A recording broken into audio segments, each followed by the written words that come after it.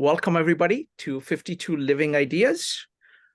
Today is a Comprehensivist Wednesday, and I'm honored to have Phil back. And this is part 2 of the book by Freud on civilization and its discontent. Don't worry if you missed the first part. Phil is going to do a quick overview of the first 4 chapters, and then we're going to dive into remaining chapters. The format is very simple. For each of the chapters, Phil is going to talk about the chapter. Then we will read out the Wikipedia summary, which does a very good job of capturing the heart of the chapter, or at least an overview of the chapter. And then we will have discussion. All right, so that's the format. Phil, the floor is all yours. Okay. So we'll have to cover the highlights from last time. So Freud wrote this work in 1929. This was a very interesting time right between the 2 wars.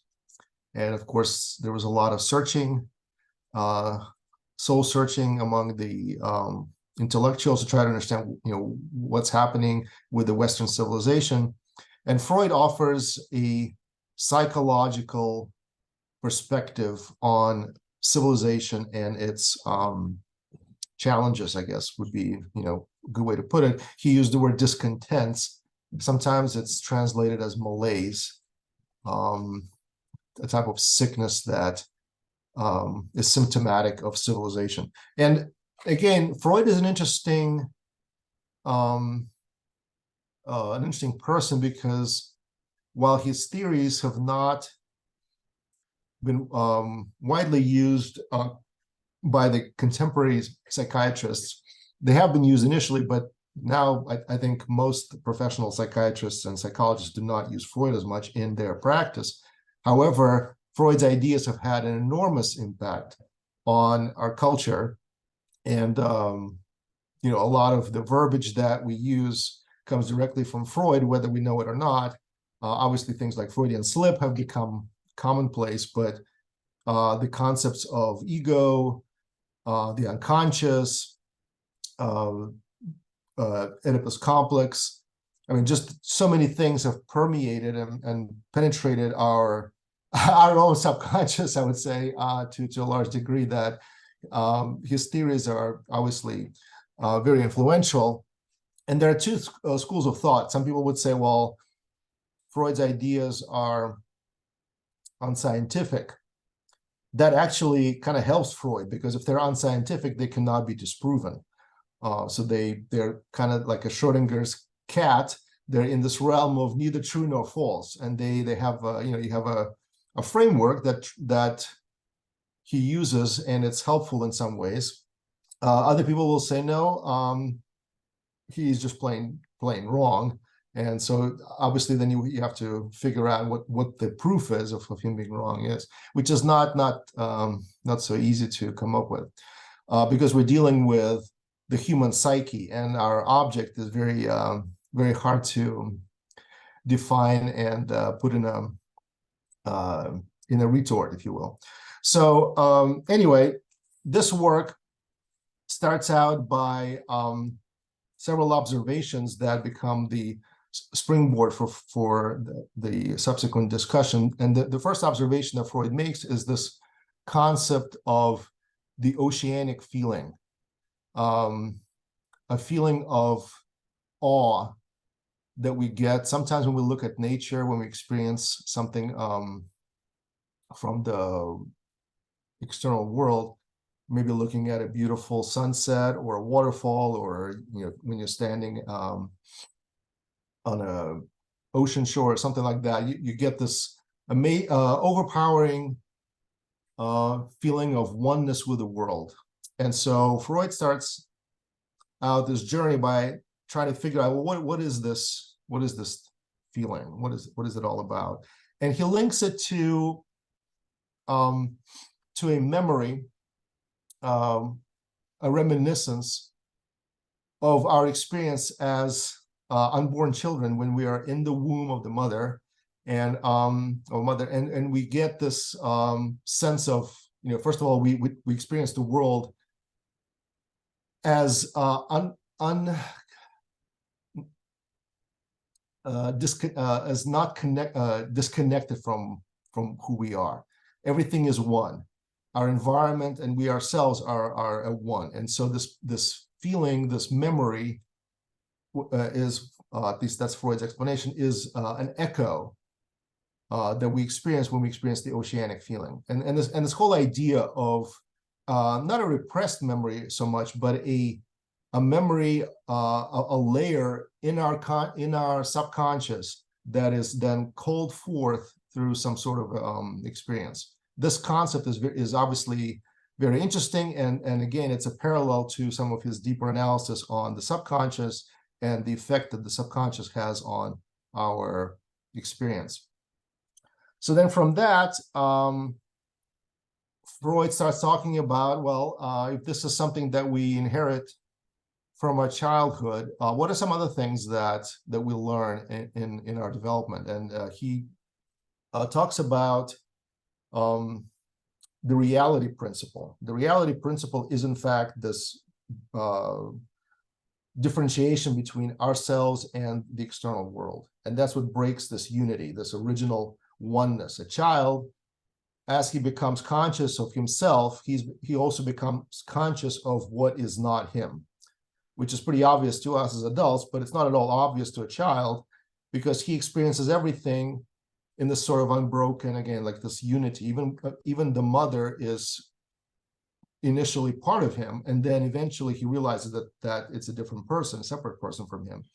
And of course, children, when they're very young, they cannot stand to be apart from their mothers, and that's, it's natural, right? We can understand why, because from their very beginning, they've been connected vitally to their mothers. And so this oceanic feeling then is again easy to interpret in this context.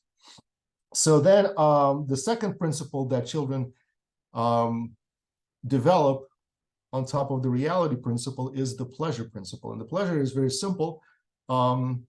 It's dual. It's a double-sided coin, where on one side you want to ensure everything that's pleasurable, and on the other side you want to avoid everything that's painful. It's very simple, right? That's the pleasure principle. But children, they start to instinctively understand that certain things are identified with pain, certain things are identified with pleasure, and they seek out things that bring out the pleasure, and they learn to avoid things that bring out pain. And this, Freud says, is really the basis of our adult life. So it doesn't really leave us when we go to adulthood. In fact, for all the philosophical questions about the meaning of life, Freud says, if you look at how people live, they really try to do two things. They try to maximize pleasure and minimize pain. Now, pleasure is an interesting subject because it comes from a variety of sources, and Freud talks about that. Obviously, he postulates that physical pleasure, especially sexual pleasure, is really the root of everything else. And all the other pleasures are essentially either redirections or substitutions for that original source of pleasure. That claim, of course, can be disputed. And I don't think we mentioned this last time, but it's this question of what is a copy and what is the original. If you've read C.S. Lewis's work, Pilgrim's Regress, that's actually one of the points that Lewis makes there is, if you say that your love for your mother is, in fact, a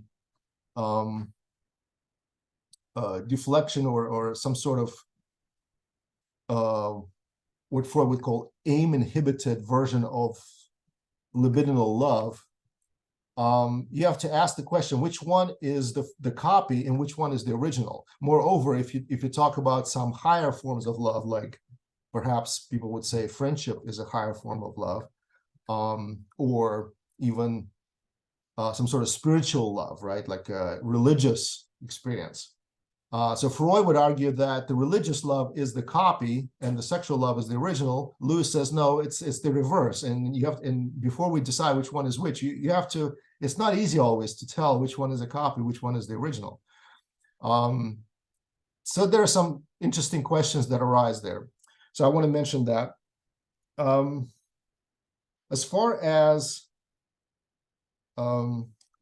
the actual experience of pleasure, one of the things that Freud mentions, and this was, again, I don't know, everybody gets something a little bit different from this book, but to me, this really stood out. This idea that pleasure really is experienced as a differential. It's not, in other words, you have to have, in order to feel the most pleasure from eating, you have to be hungry. If you're always eating, you're not going to, the pleasure keeps diminishing. The marginal returns keep, going to zero as you experience it. So whatever it is that brings you pleasure, whether it's physical things or emotional or whatever it is, it always works on a differential.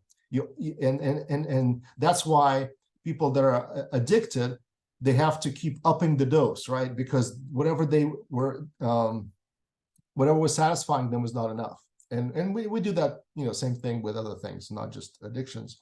It generally works like that. And Freud notes that, and he says that's a built-in limitation in our own bodies, in our physical makeup, that really strikes at the heart of this problem of how to continually keep up this level of satisfaction, right? The experience of pleasure, when you have to always keep increasing it. Otherwise, it's, it becomes kind of mellow. On the other side, of course, besides the maximizing of pleasure, you have the pain part. And the pain part comes from three things that are pretty commonly observed. That's the external world.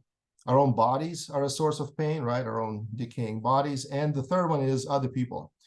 And we mentioned the famous dictum, hell is other people. And Freud, of course, also notes that the most exquisite pain is not the one that's physical, but it's the emotional and social pain that is exerted upon us by others. And so that brings us to the question of civilization. And this is where we really started to dive deeper when we looked at what motivated the rise of civilization. And in Freud's mind, it wasn't technology, it wasn't really anything cultural, it was a very pragmatic thing. Civilization is a mechanism to avoid suffering, to avoid pain. Not maximize pleasure. It's not about that. It's really addressing the first part, not the second part. And this is, if you read all of this, civilization and its discontents, that's kind of a recurring theme. That civilization is really primarily interested in minimizing pain, and in order to do that, it actually limits our experience of pleasure, and that's the calculus that has to happen in order to achieve some sort of golden mean. With that, we talked a little bit about the facets of civilization, different, not descriptions, but perhaps characteristics of a civilization. Not really, again, defining what it is, but what are some of its characteristics, right? So the first one is protection from external randomness. So civilization can be described as a technologically advanced culture. And why does it need to be technologically advanced? Well, primarily, or first of all, to shield us from the uncertainty of nature. So earthquakes, floods, the ups and downs of weather and so on. So that's number one. The second part is, and that's really the crucial one, is this idea of justice and protection from our fellow man. And the idea of justice, of course, is brought on by the realization that no matter how strong a particular person is, they're not as strong as a collective, as a community. And so the idea of civilization is we're going to band together to protect one another, and we're going to invest this authority to do violence in a state versus in particular person. And so this idea of government arises, and really it's the same as what we have today. And thirdly, the other facet of civilization, which Freud finds very unintuitive, is this obsession with beauty, cleanliness, and order. None of those three things are really crucial or for survival, and yet they are absolutely front and center of every civilization. So this obsession with aesthetics, cleanliness, interestingly, which I don't know, again, if you, I don't know if, what would Freud say if he looked at New York City's streets today, if maybe he would say that the civilization is nearing its demise. But anyway, at least at one point, very much obsessed with cleanliness, sanitation, right, is another word for it, and order. Okay, so that's interesting. And Freud then makes this, again, it's very, very interesting to observe him, to follow his train of thought, even if he's not correct. You have to admire his imagination and his boldness to sort of connect things that are not really connected, perhaps, or weren't connected before. And so he says, you know what? Observing this trend of civilization, it's interesting that the same things that we observe in the history of civilizations actually happen to a person as he grows up. And so he brings us back to where we started from, to child development. And he says, a child, initially when he's born, he's dominated by his instincts, and they rule him without any sort of limitation, without anything constricting that child. He wants to eat, he's going to cry until he gets something to eat. If he wants to yell, he's going to yell. Whatever it is that the child wants to do, it's going to do. And it doesn't know any sort of shame. I mean, little kids, they are pretty embarrassing at times because they have no breaks, right? They'll do whatever they want to do, even the most embarrassing things that we as adults would never dream of doing. So Freud says that's actually kind of like mankind before civilization. So people did whatever they wanted to do, but it wasn't scalable, and it wasn't, you had this unlimited potential for pleasure, but you also had unlimited potential for pain. And so by yourself, this doesn't work. So you have to create a community, and community cannot function with everybody doing what they want. And so this next stage becomes important. Now, Freud actually, and this is not in this book, but if you go on Wikipedia and look up psychosexual development, Freud's theory of psychosexual development, he has 5 stages that every person goes through. The first one is what he calls oral stage. That's the stage where a child yearns for his mother's breast, and he gets pleasure from feeling the mother's breast, right? So that's the oral stage. The second stage, and in this stage, this is the stage where his unconscious, where his instincts are essentially ruling him. So this, the idea of id, right? The unconscious, the instinctual part of us. So the child actually, he says, doesn't even have a personality at that point. He doesn't have an ego. He doesn't have no ego. Of course, if you don't have an ego, you can't have a superego, right?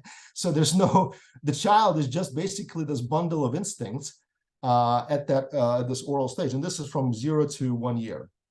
After 1 year, from 1 to 3, the next stage is what he calls anal stage. And that's where you have kids getting potty trained.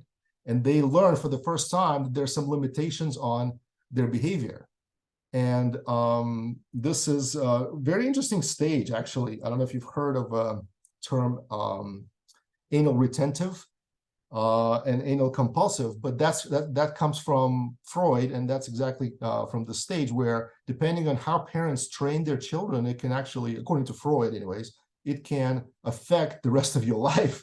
And you could be either a person that's super obsessed with cleanliness and everything being in order, like an order freak, or you could be the opposite. You could have a different type of disorder where you are unable to control your instincts and everything is, constantly in a state of chaos. So this is the, all of this is formed at the second stage. And so this stage, according to Freud, is the earliest, is a parallel to the earliest development of civilization, where for the first time human beings were actually limited in their instincts, and they had to learn some sort of I guess put some sort of limitation on their behavior, on their desires.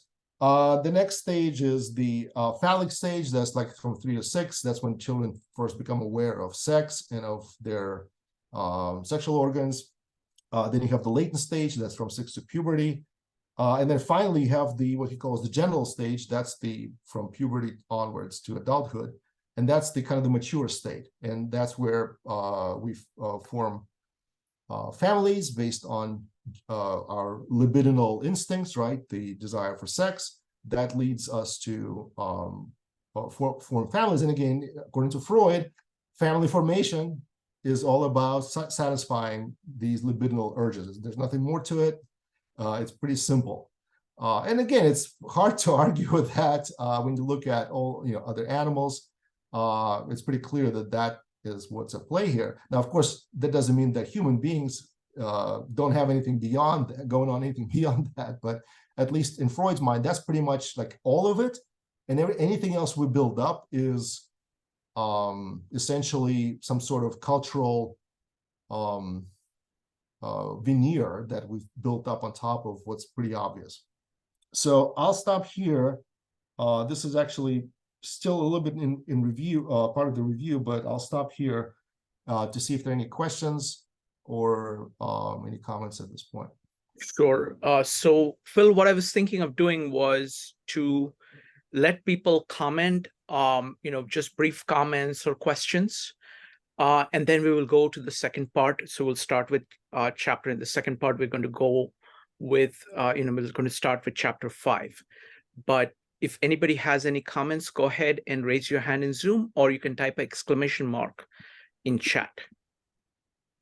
Any thoughts about this work so far, or any general comments on Freud? Try to keep it brief so that we have plenty of time to go into the second part. The purpose of this first part was to just catch up with what we have covered so far. So go ahead and type an exclamation mark if you have any comments or questions at this stage. I'm going to give about 10 seconds, and then we'll have Phil go to the chapter 5. All right, Phil, you can go ahead. Okay, great. So in chapter 5, Freud really dives into the history of civilization from kind of the original family formation and onwards. And so, as we mentioned, the libidinal drives, the instinctual drives for sexual satisfaction are the impetus for formation of the family. And the logic is pretty simple. Man wanted to keep a woman around for his sexual pleasure. And so the best way to achieve that, apparently, again, this is kind of disputed in my mind, but to Freud, the logical way to do that was to form a family. Of course, a lot of animals have different solutions to that. But human beings apparently have just veered into that particular pathway. And so what that means is we have now a community of different families. Now, this is where interesting things begin, right? So you have a family and you have a father figure who exercises authority over a woman or women that are part of his household. But and again, I'm using Freud's terminology, which is a little dated and perhaps might even sound offensive. I don't mean to be offensive. It's just the way he describes it. The term like objectifying women. I mean, Freud actually uses the word sexual objects when he talks about men and women, and so this is probably coming from his description of the dynamics. But he's basically saying that from the dawn of civilization, men as the stronger dominant figures in the human species basically kept women around to fulfill their sexual pleasures. For women, though, it was also advantageous because once a woman becomes pregnant and is with child, then she needs protection. She needs someone to take care of her. And so this worked pretty well at that stage. So as these families start to form communities, though, there is a tug of war between man's energy to be fulfilling his role as the progenitor and his role in the society that's forming. And so the demands of society are gradually starting to encroach on his libido. And the demands that are placed upon man today are essentially, they have reached the peak of this trajectory that has been going on for thousands of years. So what are we talking about? Well, the idea of civilization is to, or any kind of society really, is to bring people together. So if you remember back to the oceanic feeling is a feeling of oneness. We don't really experience oneness with one another naturally. In fact, we experience the opposite. We're by nature and physically, we are not connected in any way. We're individual bodies. But society cannot function as, this atomistic version of ourselves, right? We need to have some sort of unity. We need to bring ourselves together. That's actually, according to Freud, that's the function of love. So love is, to borrow a phrase, love is what brings us together, right? So that's what love does. Freud mentioned in the very beginning that the only time we really experience this primordial oneness is when one person is in love with another. The barriers that are otherwise obvious seem to melt away, and we feel one with our beloved. That's the kind of the magic of being in love, is that you don't feel separate from the other person. You feel that you two are one. But the object of civilization is to create something like that among people who are not in love physically, not even related necessarily, and yet a civilization, a society that's coherent requires that type of oneness. So the only way this can happen is if you redirect part of those libidinal erotic energies away from the family, away from the physical satisfaction, into some other pursuits. And so Freud says that everything around the culture, everything like religion, any sort of patriotic energies, anything around building a coherent society is actually a redirection, an adaptation of which functions by redirecting our original erotic drives into building a society, which is quite interesting when you think about it, because now you look at religion, you look at all the different parts of aesthetics, of all those other things that Freud mentioned are part of civilization in a different light. And of course, a lot of the 20th century art and literature have been influenced by this idea that, in fact, culture is just an expression of our primordial erotic desires, redirected and channeled. And also he introduces this term sublimation. So sublimation is a type of redirection that doesn't fulfill the aim of the original desire. So the original desire is to have sexual pleasure from another person. Sublimation of that, though, can be something that has nothing to do with or doesn't have that as an end or a goal. Like, for instance, friendship, she says, is also a redirection of that original erotic drive. Why do we have friendships? Why do men have friendships? I mean, they don't need to. There's nothing, I mean, according to Freud, it doesn't fulfill anything of the pleasure principle, but we do. And then you have other things that are, even more abstract, right? You have philanthropy. Why are people, at all philanthropically inclined? So according to Freud, it's just another way that we build this cohesion in society. It's an adaptation that places some limitations on our original drives, but also redirect some of those energies into a completely different channel. So that's that's chapter 5. There's also, he also mentions the golden rule as an interesting antidote to disunity. So he mentions the golden rule, which is love your neighbor as yourself. And he says, well, look, that is absurd. Why should I love another person? First of all, I have very limited energies to devote to love anyone. And so why should I be wasting those energies upon other people? And says, well, the whole reason why this commandment is given is precisely because it's so absurd. And he quotes one of the church fathers, I think, I forget who was, Augustine or someone like that, credo quia absurdum, I believe because it is unbelievable, it's absurd, meaning that it's so absurd that I actually believe it. Nobody would make this up because it's so absurd. And he says that the commandment is given precisely because it is impossible. And precisely because it is impossible, we need to, it needs to be part of our conscious or subconscious makeup, that it's kind of there at the, you know, brooding in our minds, that that's what we are supposed to be like. But in fact, it says it's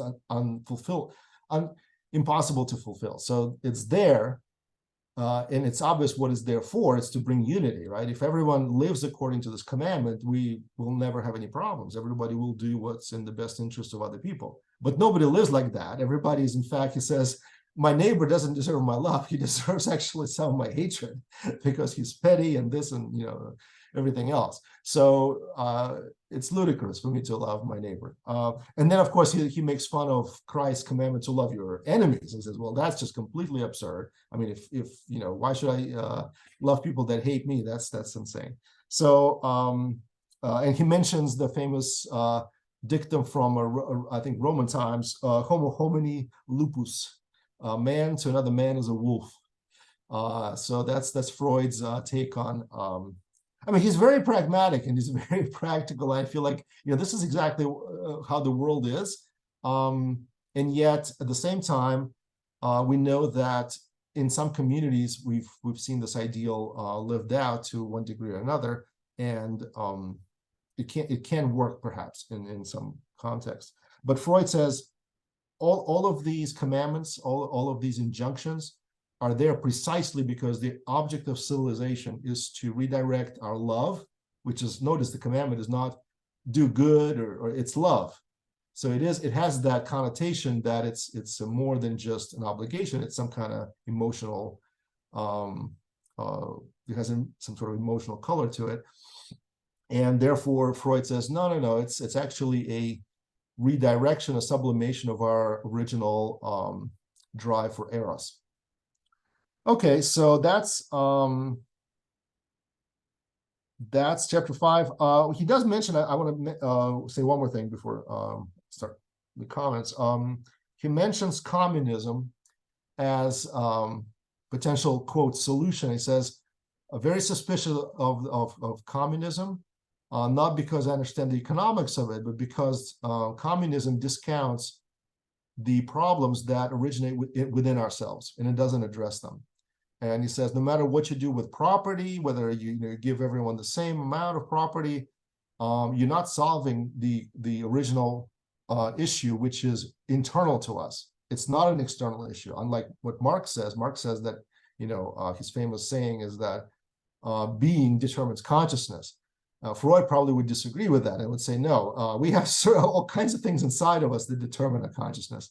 And so it's a lot of these instinctual drives which are boiling over.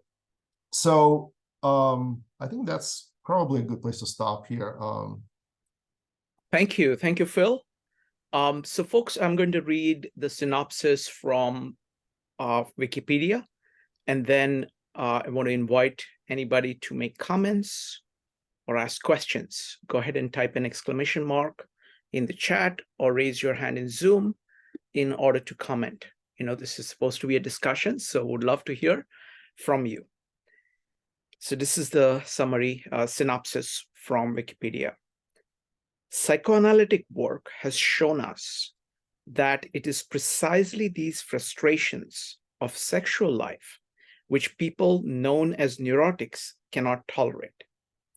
So Freud begins the fifth section of this work, which explores the reasons why love cannot be the answer, and concludes that there exists a genuine and irreducible aggressive drive within all human beings.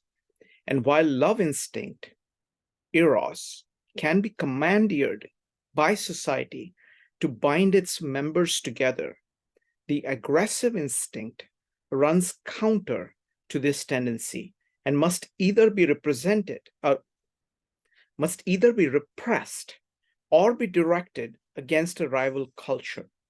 Thus, Freud acknowledges there is irrevocable ill will within the hearts of man, and that civilization primarily exists to curb and restrain these impulses. Right? So that's the summary.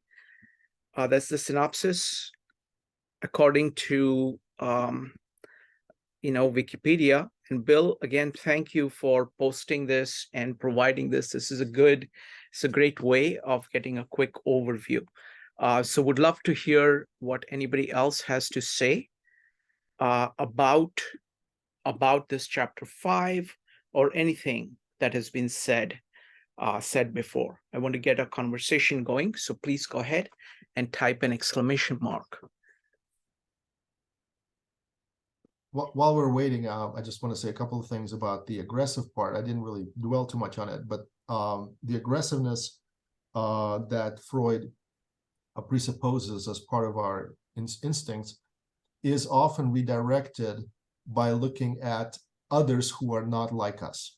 And the famous "the other" paradigm, I think probably Freud was one of the first people to note that our aggressiveness is often directed very easily at those who are not like us. So once you build some sort of commune, then whoever is not part of that commune or community becomes the object of that hatred. And so that's another way that these aggressive drives find expression, is through aggression towards someone who is not like us in some way.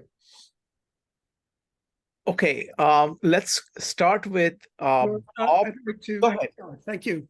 Go ahead. Okay, I wonder if there's if Charles Darwin was at all influential in Freud's thinking. I don't know if that's a fair question, if you have all of the details of his bio.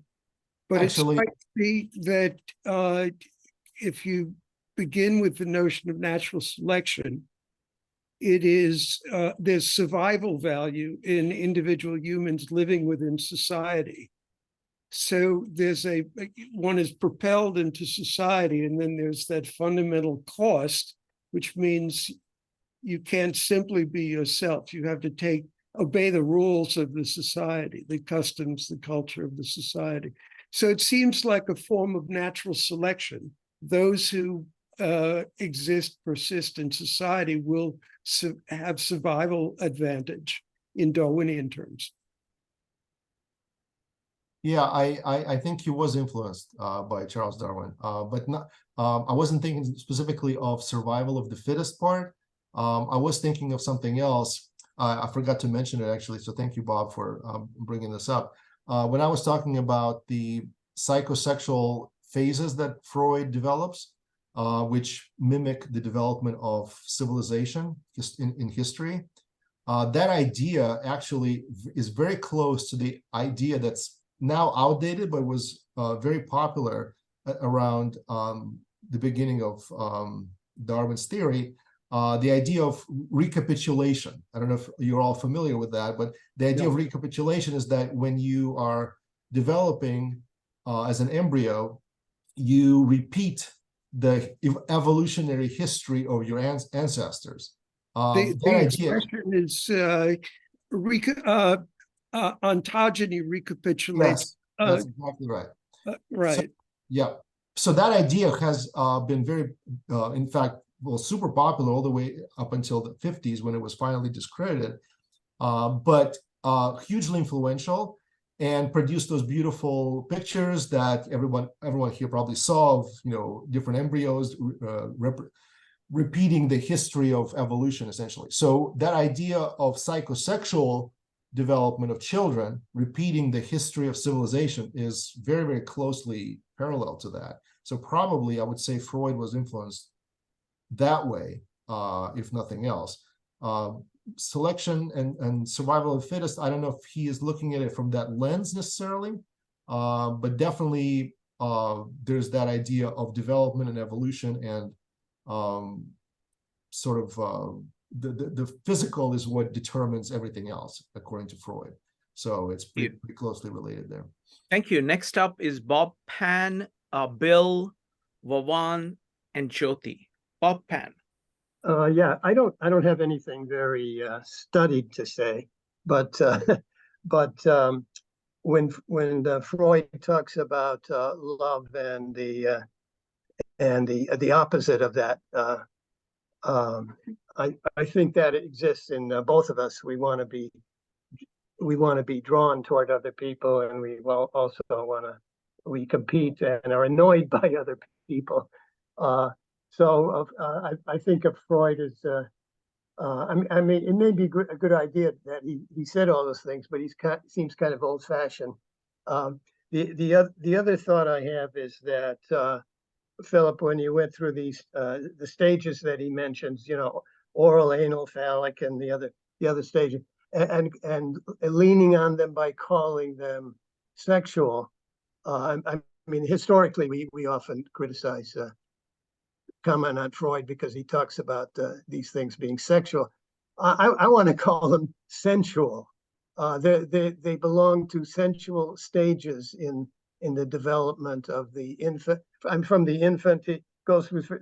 There have been the developmental psychologists beyond Freud who probably do a better job of describing this. But I can't think of their names offhand. A number of them. I got a book. I have a whole book on it. I forgot his name. And anyway, Freud deserves credit for bringing these things, for going into detail. Maybe he was one of the first, or if not the first guy, in bringing out these stages, and that he deserves a lot of credit for that. Let the other more modern guys clean him up, but that's okay. Thank you. Thank you, Bob. Next up is Bill. Anytime, Phil, if you want to comment, you can just go ahead and type an exclamation mark privately to me, but so that you don't have to comment on anything, but anything you want to comment on, of course, you get to comment on it. Next up is going to be Bill, followed by Vavan. Bill. Right. Thanks. So Freud has this dichotomy between the individual drive for love and the individual drive to commit aggression. And he goes on to attribute those drives as the causes of one community's aggression against the other or cooperation with the other.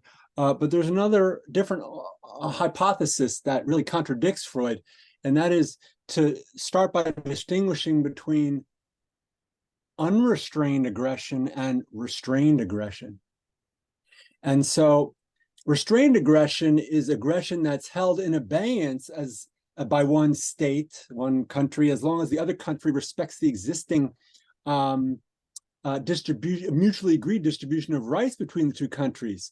But if the other country violates the first country's rights according to the existing agreement between them, then the first country releases that restraint on its aggression and commits aggression to the other. And the cause of that aggression is not the innate human drive to commit aggression. The cause of that aggression was the violation of the rights. So that's a completely different explanation for why one state could violate another's rights. And you could also give an alternative, competing hypothesis for the, mutual love between people or the mutual cooperation between people within a group. You could attribute it not to the drive for love, but simply to the desire for validation, which is different. People can get validation from their colleagues at work, even though there's no mutual love there. This is validation. and the validation is provided as long as the worker does his job, as long as he plays by the rules of the workplace. And if he doesn't do his job or he violates the rules, the validation is withdrawn. So it's the same kind of thing. It's where the explanation of what happens when people are providing that validation is that it's kind of it's kind of a reward for playing by the rules, and the validation is withdrawn when people don't play by the rules. And that's a completely different explanation for people's mutual validation and mutual attachment to each other and sense of trust. That's completely different from any drive for love. So the point of all this is to say that Freud sometimes overreads into human behavior these individual drives in cases where there are other explanations that do a better job of explaining the available evidence. So thanks for listening. Excellent point. Thank you, Bill. Next up is going to be Vavan, followed by Jyoti. Vavan, go ahead. Yeah, okay. I saw that this book is about civilization, but civilization is still continuing now because even several countries make that about in any countries like Europe or like American. But this book is was writing in German and not by English. But on Wikipedia, it's explained that English part is about decide to kill, and it's insatiable, and it is about primitive instincts. So the authors we think that is it possible to about solve the religious things. I think about this first book about illusion. Illusion is related to hallucination and about people consume drugs. So sorry for that. And I see all options are good for me, and I didn't read fully. I just reading resume and summary on Wikipedia or on any source. So I think this conclusion of this book is about we can understand or catch about historical events or about contemporary. So this war about Middle East war or Russia-Ukraine war are related to this book, still continuing. And people that read this book is success involved. They talk about what is coming and how to resolve this war after read this book. Yeah, that's all for it. Thank you, Vavan. Appreciate your comments. Thank you. Yes. Right. Next up is going to be Jyoti. Jyoti, go ahead.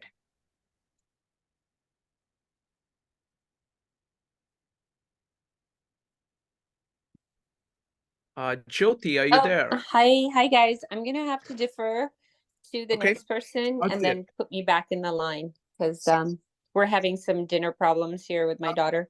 That was good. Thank you. All right. So I'll say a couple of things here. I have a lot of respect for Freud because he broke new ground. He's kind of the father of psychology along with William James. So he's the first one to make these observations. And I have a lot of respect for people who come first. But I think there is a lot of work that has gone on since then. Specifically, I want to commend the work of Jack Panksepp, who looks at these 7 emotional circuits. And they, somebody like Freud is mostly looking at more primitive circuits that we do have, like what Panksepp calls seeking circuit, which has the pattern of you're looking for something, you see something and your emotional level goes down because you don't have it. When you get it, it comes back to the same thing. So it is like unending seeking that is driving something like food and things like that. Or the next circuit is lust. The circuits above that are fear and anger. And most of the core instincts that Freud talks about are at more primitive levels. I think closer to, I mean, I don't want to say this, but it's kind of closer to reptilian level, and not even the primate level. I think monkeys are more than what people, what Freud thinks people are in some ways. So for example, monkeys have sadness or panic circuit. They have care circuit, which is crucial to mammals, which is a very deep part. It's a biological part of who we are. This is before civilization. And then the highest circuit in mammals is the play circuit. So the play circuit or the care circuit or the sadness circuit are very closely tied to the social or deep social nature of primates. I'm just talking about monkeys. And we have all of that. And so I think much of what Freud is talking about is, when he talks about instincts, those are more primitive instincts. There are more instincts that we have at the primate level. And then on the top of that, we have civilization, where something new comes into being. So Freud is trying to explain things on biological basis, which is primitive. I would be really curious to see how much of Darwin he has read or he understands, because Darwin certainly got the nature of primates in a very deep way, and the kind of similarity between primates and us. So anyway, so those are just my comments. Now, next up is going to be Jyoti. Jyoti, go ahead. Hi, thank you so much for the summary, Philip. I wanted to speak more about the dualism part that you brought out, and how it seems like Freud has, and that's a question that's always puzzled me, like us as humans always have to find the other. It's like we can't define ourselves unless there's an other. So I am not this. And it leads to a lot of conflict, and like her whole struggle is, okay, let's, like if you go into Buddhism, let's find that unity, the present moment.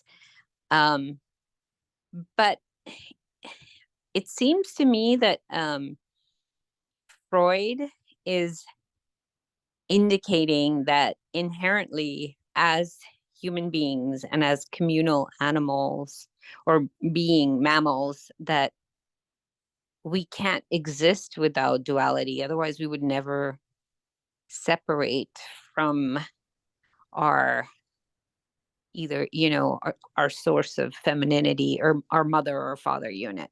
That separation will never happen. Am I kind of on the right track? Yeah, I think so. Obviously, some of those strong drives that we have, they are directed towards not just ourselves inwardly, but towards other people. So Freud would say primarily it's, sexual in nature, that we look at others as sexual objects. But whether it's sublimated or redirected or deflected or etc., we have desires towards other people. And some of those desires, however you interpret them, are for a community in sense of belonging and a sense of safety, and then also of experience of each other. So yeah, I think that definitely is part of what he, at least what he implies. Now, he always ties it back to our instincts. And so there's not a lot of that sort of communal spirit, in the same way that, for instance, Carl Jung would say that we have the Yeah, I was collective going to bring up unconscious. Jung. Yeah. So So Freud like is the much more individual arc. in that Okay. sense, but there's So he definitely doesn't lead to archetypes and that kind of. no, Okay. no. So his explanation, what would concisely be his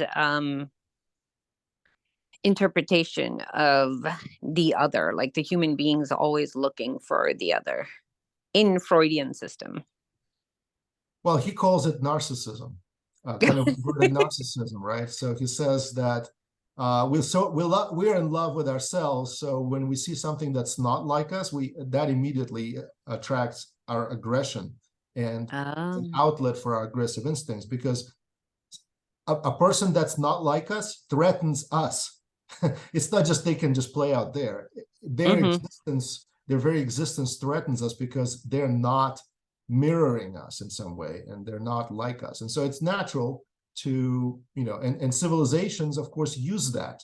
That's one of the ways civilizations redirect aggression that would otherwise tear a society itself and instead it redirects those aggressive urges outward. So, for instance, any sort of nationalistic war brings the society very close together. Think of Nazi Germany, right? Or any society. Think of Freud mentions Soviet Russia. They had the bourgeoisie was the other, and Freud asks a very pointed question. He says, "I am afraid to think what will happen once they get rid of the bourgeoisie. Who are they going to direct that aggression towards?" And he was so prescient in saying that, because as soon as the Soviets killed off and or expelled all of the bourgeoisie from the inside, who did they turn on? Themselves. They started devouring their own most prominent political members. So it was very prescient of him. He wrote this in 1929, before the Stalinist purges, before the rise of Nazism. But a lot of the things that he says are really, really prescient. Thank you. Thank you, Jyoti, and thank you, Phil. Phil, shall we go? So we've got now I think Bob wanted to say something. Bob, go ahead. Sorry, I think we missed you. Yeah, I'm wondering yet again about that link and the biological basis of the human, the fact that we're fundamentally animals, simply critters within the animal kingdom.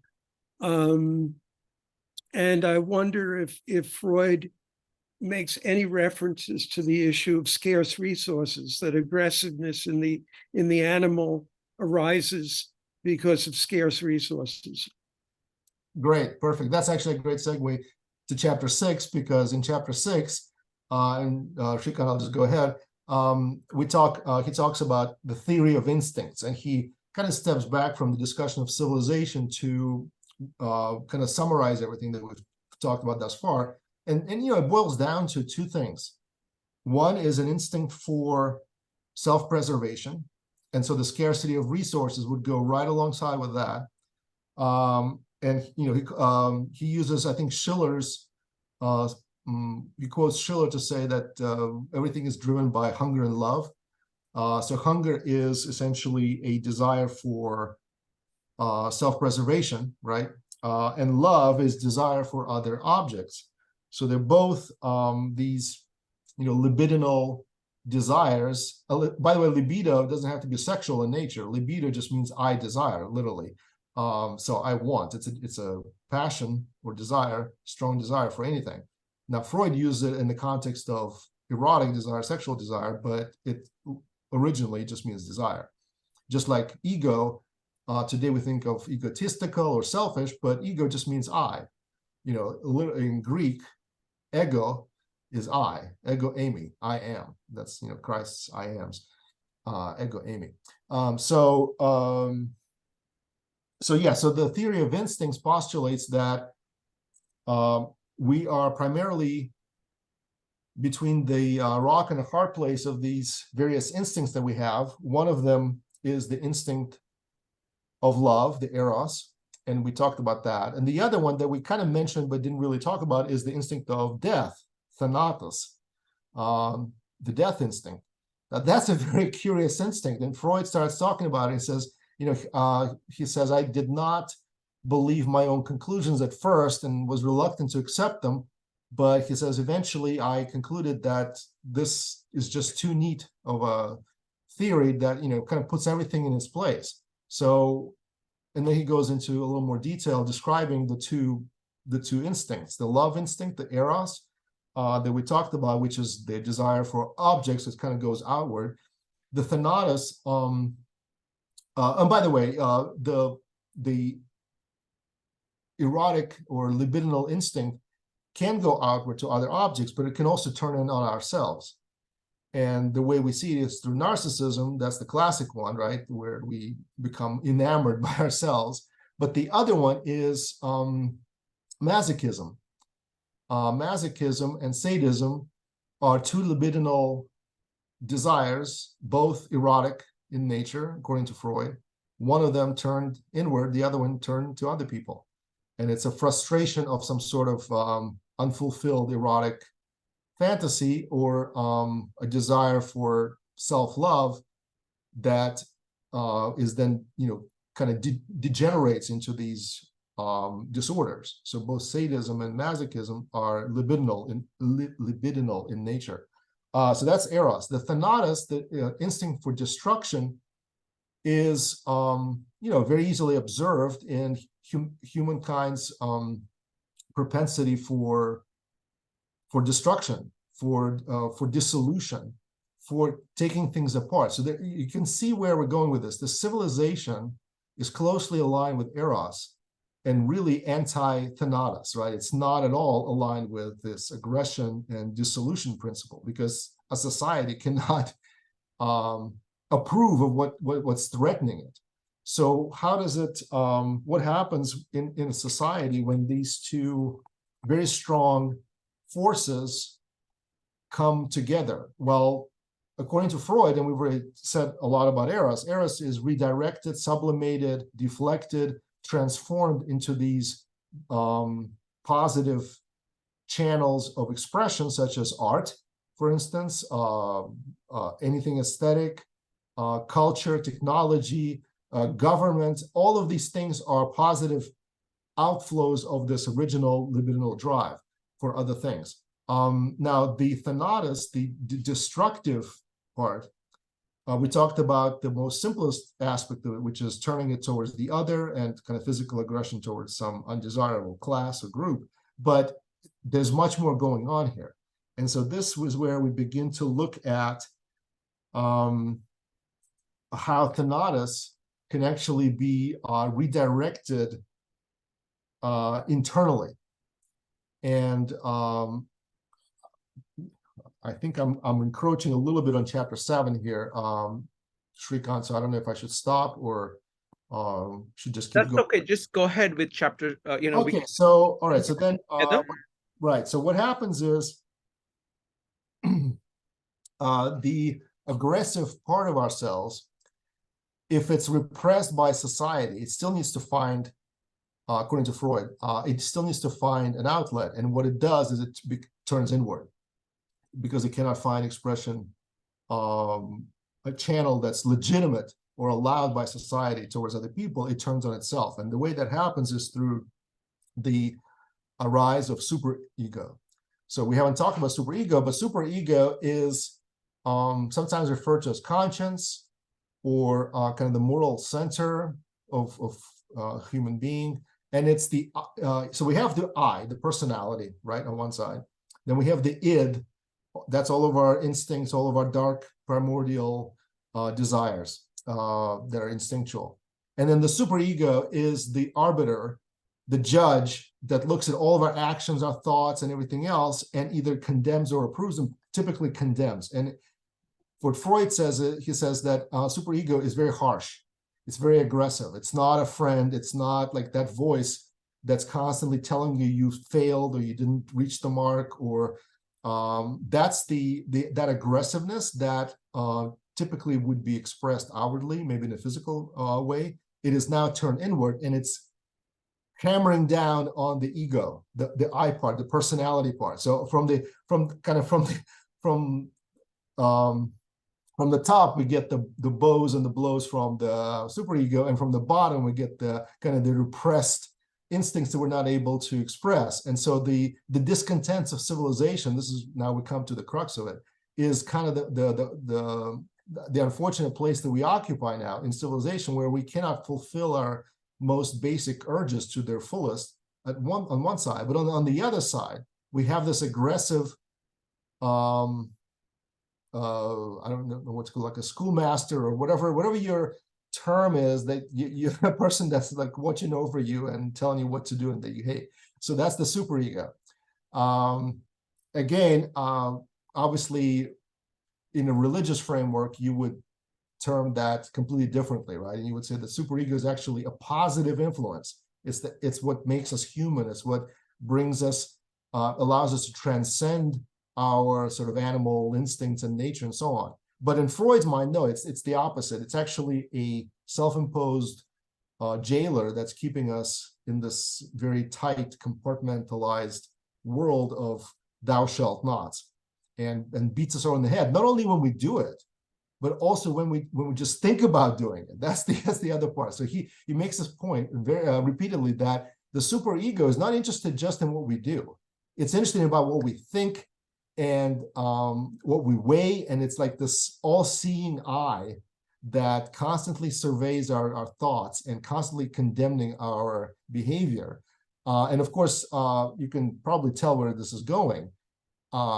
Any person that's enmeshed between these two forces is going to become a neurotic, and that's what Freud essentially, that's how he arrived at this. He started treating people, and he said all of these people with different neurotic behaviors, neuroses, that's what's happening to them. They're either sexually repressed, or they're also lashing themselves for not fulfilling some sort of standard, not living up to some sort of standard. So that's the superego.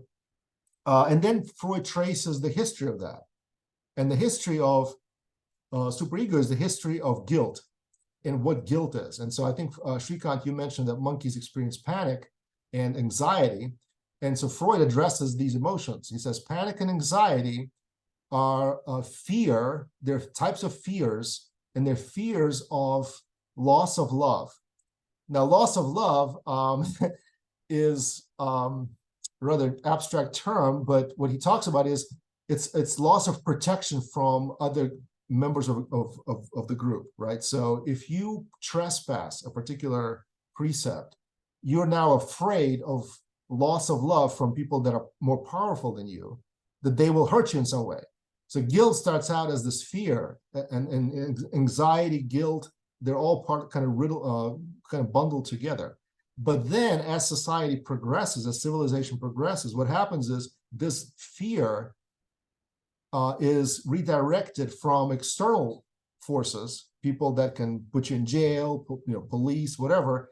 You become the policeman.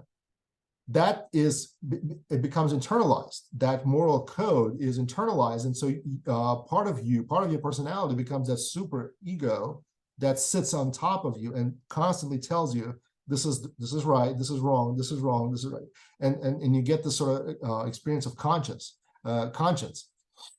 So yeah, this is a lot here, so I'll stop. We're almost towards the end here, so I'll stop for any comments. All right, folks, any thoughts, any comments? Go ahead and type an exclamation mark or raise your hand in Zoom. Next up is going to be Mike. Mike, you got 2 minutes. Go ahead.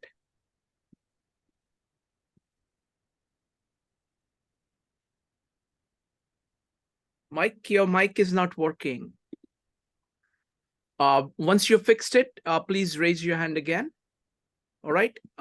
Okay, so anybody wants to comment? Go ahead. Yeah, Philip, what does Freud have to say about work? Somewhere, I don't remember the origin of this. I must have read it, or someone said that for Freud, two of the essentials for life were Arbeit und Liebe, or something like that. So work being Arbeit. So where does that fit in his schema? Well, I don't remember where he says that, but I think in the family, the portion where he discusses the family, ideally, if we talk about happiness, right? So we're talking about maximizing pleasure, minimizing pain. To the degree that work is pleasure, it's probably within that happiness sector. But for most people, work is not pleasure and never has been. It's something that you have to do, but you don't want to do. And more importantly, it takes up some of those energies that are typically redirected at maximizing pleasure, both sexually and in other ways. So whatever takes away from your energy that aims at pure pleasure is probably a negative. And so to the degree that we're working, that means we're not playing with our sexual partners. We're not satisfying ourselves through other means, whether they are physical, sexual, whatever. It's a negative. It's a net negative, I would say, in Freud's estimation. Now, it's something you have to do, but again, it's just another way that aggression and libido are kind of managed and redirected by society. So even though at a conscious level, people do experience pleasure from their work, that doesn't count in Freud's terms. So right now you're enjoying yourself giving this class, this presentation, but it doesn't count as pleasurable. Well, that's not work, right? It's isn't it? Oh, I wouldn't say so. What do you're a professor. Right. No, I get your point. I would say that yeah, even if you're enjoying your work, in Freud's mind, all of these little enjoyments, all of these little pleasures that we get, even from like eating food, they're all sexual at the bottom, right? Instinctually, because and that's why he has those stages of psychosexual development, anal, oral, all of these things, and you can call them sensual phases, right? We experience the world through different parts of our body. They're all reminiscent of these other pleasures. And this is where, again, I would reference C.S. Lewis's work on Pilgrim's Regress, because Lewis asked a very legitimate question of Freud in a sort of a dialogue with him. He would say, how do you know, Freud, that sexual pleasure is the original and the work and the pleasure we get from looking at a beautiful painting is the copy? Why not say that, in fact, we have some higher absolute beauty or absolute love or absolute something? That's the original. And sexuality, in fact, is a parallel, a copy of that, an echo of that. That's what Plato would say, right? That's what Lewis would say as a theist, as a idealist. Freud, as a materialist, would say, no, that's you guys are, you're totally in the sublimation land. You're enjoying it because it is an echo of the sexual love, which is the most, in Freud's mind, he says, it's great that some people enjoy science and some people can find enjoyment in art and some of these higher pursuits. But he says, a person that's enjoying art does not have the same, what he calls, how does he use, like orgasmic convulsion of pleasure as a person that's experiencing sex, for instance. So he says the bodily sensations are stronger than the spiritual, whatever someone may say. Now, again, anybody is free to agree with that or disagree with that. I'm just like, don't kill the messenger, right? I'm just relaying what he says. And some maybe religious people will say, no, when I'm praying, when I'm experiencing the divine, that is, hands down so much greater than whatever physical experience I can have. So again, who is right? It's very hard to gauge. It's a very subjective experience. Let me do one thing. Let me go ahead. I forgot to read the summaries. Sorry, So it's going to be chapter 6 and 7. Is 7 the last chapter, or there is one more? 8 is the last. 8 is the last one. Okay. But 8 is more like a recap and a summary. Okay. So Okay. probably. So I will let me go ahead and do the 6 and 7 summaries. This is from Wikipedia. In the 6th chapter, Freud reviews the development of his concept of libido to explain why it must now be separated into 2 distinct instincts. the object instinct of eros and the ego instinct of thanatos. This new concept of the death drive actually has a long developmental history in Freud's writing, including his investigations into narcissism and sadomasochism.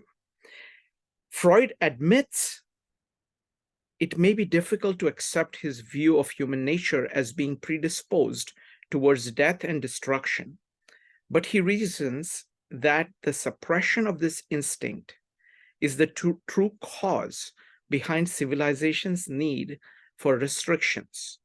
Life and civilization, then, are born and develop out of eternal struggle between these two interpersonal forces of love and hate.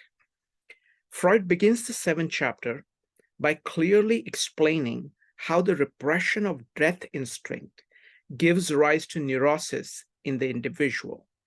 The natural aggressiveness of the human child is suppressed by society and its local representative, the father figure, and turned inward, introjected, directed back against the ego.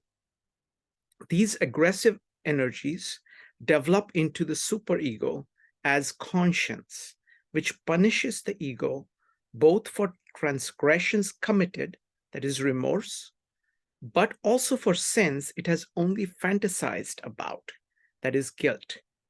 All individuals must submit themselves to forming these feelings of guilt, for their aggressive instincts must be repressed if they hope to share in the love which civilized society has appropriated for its members.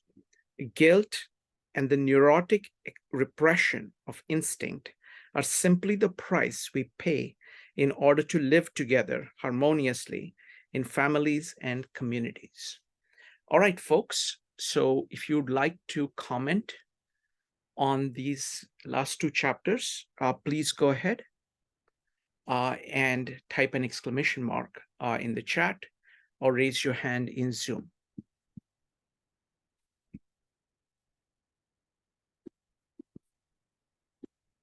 Anybody? Bob, you can go ahead and unmute, please. Absent other comments, I'll just yet again, in addition to guilt, what about fear? So you behave out of fear of punishment or retribution, not simply a feeling of guilt, or is guilt a later stage? Does fear become transformed into guilt, something like that? Yes, that's exactly right. So that's what Freud said. He traces the evolution of guilt and superego through this evolution from fear to anxiety. And what is this anxiety? It's anxiety because you feel that you have bad conscience, you're out of place, you're out of bounds of what's prescribed. And initially it was just the fear of some retribution, but eventually that morphed into fear of being in the wrong. And who are you in the wrong in regards to? Well, it's superego, whether you call it God or conscience or whatever it is. And again, you can, again, we're kind of getting into the next chapter here, but religion obviously is Freud's, Freud mentions religion as another kind of development of civilization to channel this guilt into different. But from a sociological standpoint, you have a system of laws, regulations, and punishments, rewards and punishments within society. So the fear in a day-to-day terms, I mean, presumably the people in this room don't obey the law because they feel guilty, or guilt only because they feel guilty, but also because if they did certain things, somebody would punish them, and that is objectionable. Yeah, I mean, I think there were actually some experiments done about this, and what those experiments found out is that most people don't commit crimes because they are more afraid of disapproval by others than actually of getting caught by police or something like that. No So, kidding. and that's part of it. But the other part is it's your own disapproval. You have to live with yourself. Now, that's that's kind of like getting into like Dostoevsky and Crime and Punishment, where, the Raskolnikov doesn't realize that after he kills the poor woman, it's not the end, it's just the beginning. And the beginning is his own thoughts condemning him and telling him that he has to, and he can't live with it. And he finally goes and confesses his sin, his crime, because it's not the punishment, it's this constant weight that he experiences on himself that's killing him. Now, again, different people are different. He has a very developed superego. That's what Freud would say. Other people don't have a very developed superego, and for them, you need a stick, right? You need to carry a big stick. But that's what Freud would say, I would guess. Thank you. Next up is going to be Jyoti and Bill. Jyoti. Hi, Philip. Hi, everybody. What I was wondering is, in current psychological theory, we've kind of come, at least as I'm aware, we've come to some of these survival instincts developing because of how you had to survive when you were a child with your parents. There were certain behaviors that allowed you to exist. Otherwise, you were dependent completely on these people that had their own issues, and you kind of stayed under the radar, or you got aggressive, or you got whatever. Is there something that Freud speaks about that's specific to just the family situation? Just not even going out into, not internal as an ego, superego, and alter ego, but more where the development is taking place, especially now that we've switched into a nuclear family. I don't know. Kind of I don't know. Go ahead. Well, I guess the only thing I can comment on is the origin of the family is traced back to libidinal desires, right? So desires for other objects, and women being primarily the sexual objects that men desired, and he wanted to keep them close at hand, according to Freud. So instead of, and that's how family arose, is through this very simple, selfish, in some ways, desire for self-satisfaction. Men wanted to keep women around, but for women, it was also advantageous because that meant that once they are with child, then they have somebody to take care of them in a world that is very homo hominis lupus, man to man is wolf. So you need somebody to protect you. So that's the evolution of family, at least the initial unit. Now, once you have children, then it becomes more interesting because you have this idea of the competition between children and parents, specifically the Oedipal complex and the Electra complex, the two stages in child development, according to Freud again, not proven, not pure conjecture in some ways, but this idea that you compete with your father, and a girl competes with her mother for father's affection, and then you get into this idea of brothers banding together to overthrow their father. And all of these have been expressed in myths and archetypes, according to Jung later on. But this is really what drives the family dynamics, is this stages of development and growth and procreation and kind of supplanting and so on. So it's the cycle of society, right? You have families forming, then you have children that replace the original family, then they go through these stages to hopefully develop into new family forming adults, and that's how society grows and develops. Thank you. Thank you, Phil. Thank you, Jyoti. Next up is Bill, followed by Mike. Bill. Thanks. I'm in the park, so if the background noise is too loud, let me know and I will go back on mute. It's good. Yeah, go ahead. Okay. So it is a nice coincidence that Jyoti asked her question a minute ago, because I was going to wind up talking about these things anyway, even if she had not asked the question. But now that she's asked the question, what I have to say kind of addresses it, which is Freud in these chapters has this theory that children have these drives that get repressed by society and come out sideways in dysfunctional ways, either towards others or within oneself, etc. So in the 1940s and 50s, D.W. Winnicott, a British psychiatrist, invented, quote, object relations theory, unquote, which is about the relations between parents and children, and between an individual and any other object, either a physical object or a human person. And basically, object relations theory turned Freud on his head in a very simple way. Object relations theory says that there is variation across adults in the degree to which each adult as a child was allowed or not allowed by his or her parents to learn how to digest uncomfortable feelings that arise after being deprived of something or person that was providing satisfaction a minute ago. Like if the child reaches into the cookie jar before dinner and the parent says, no, you can't have the cookies before dinner, and the child feels upset.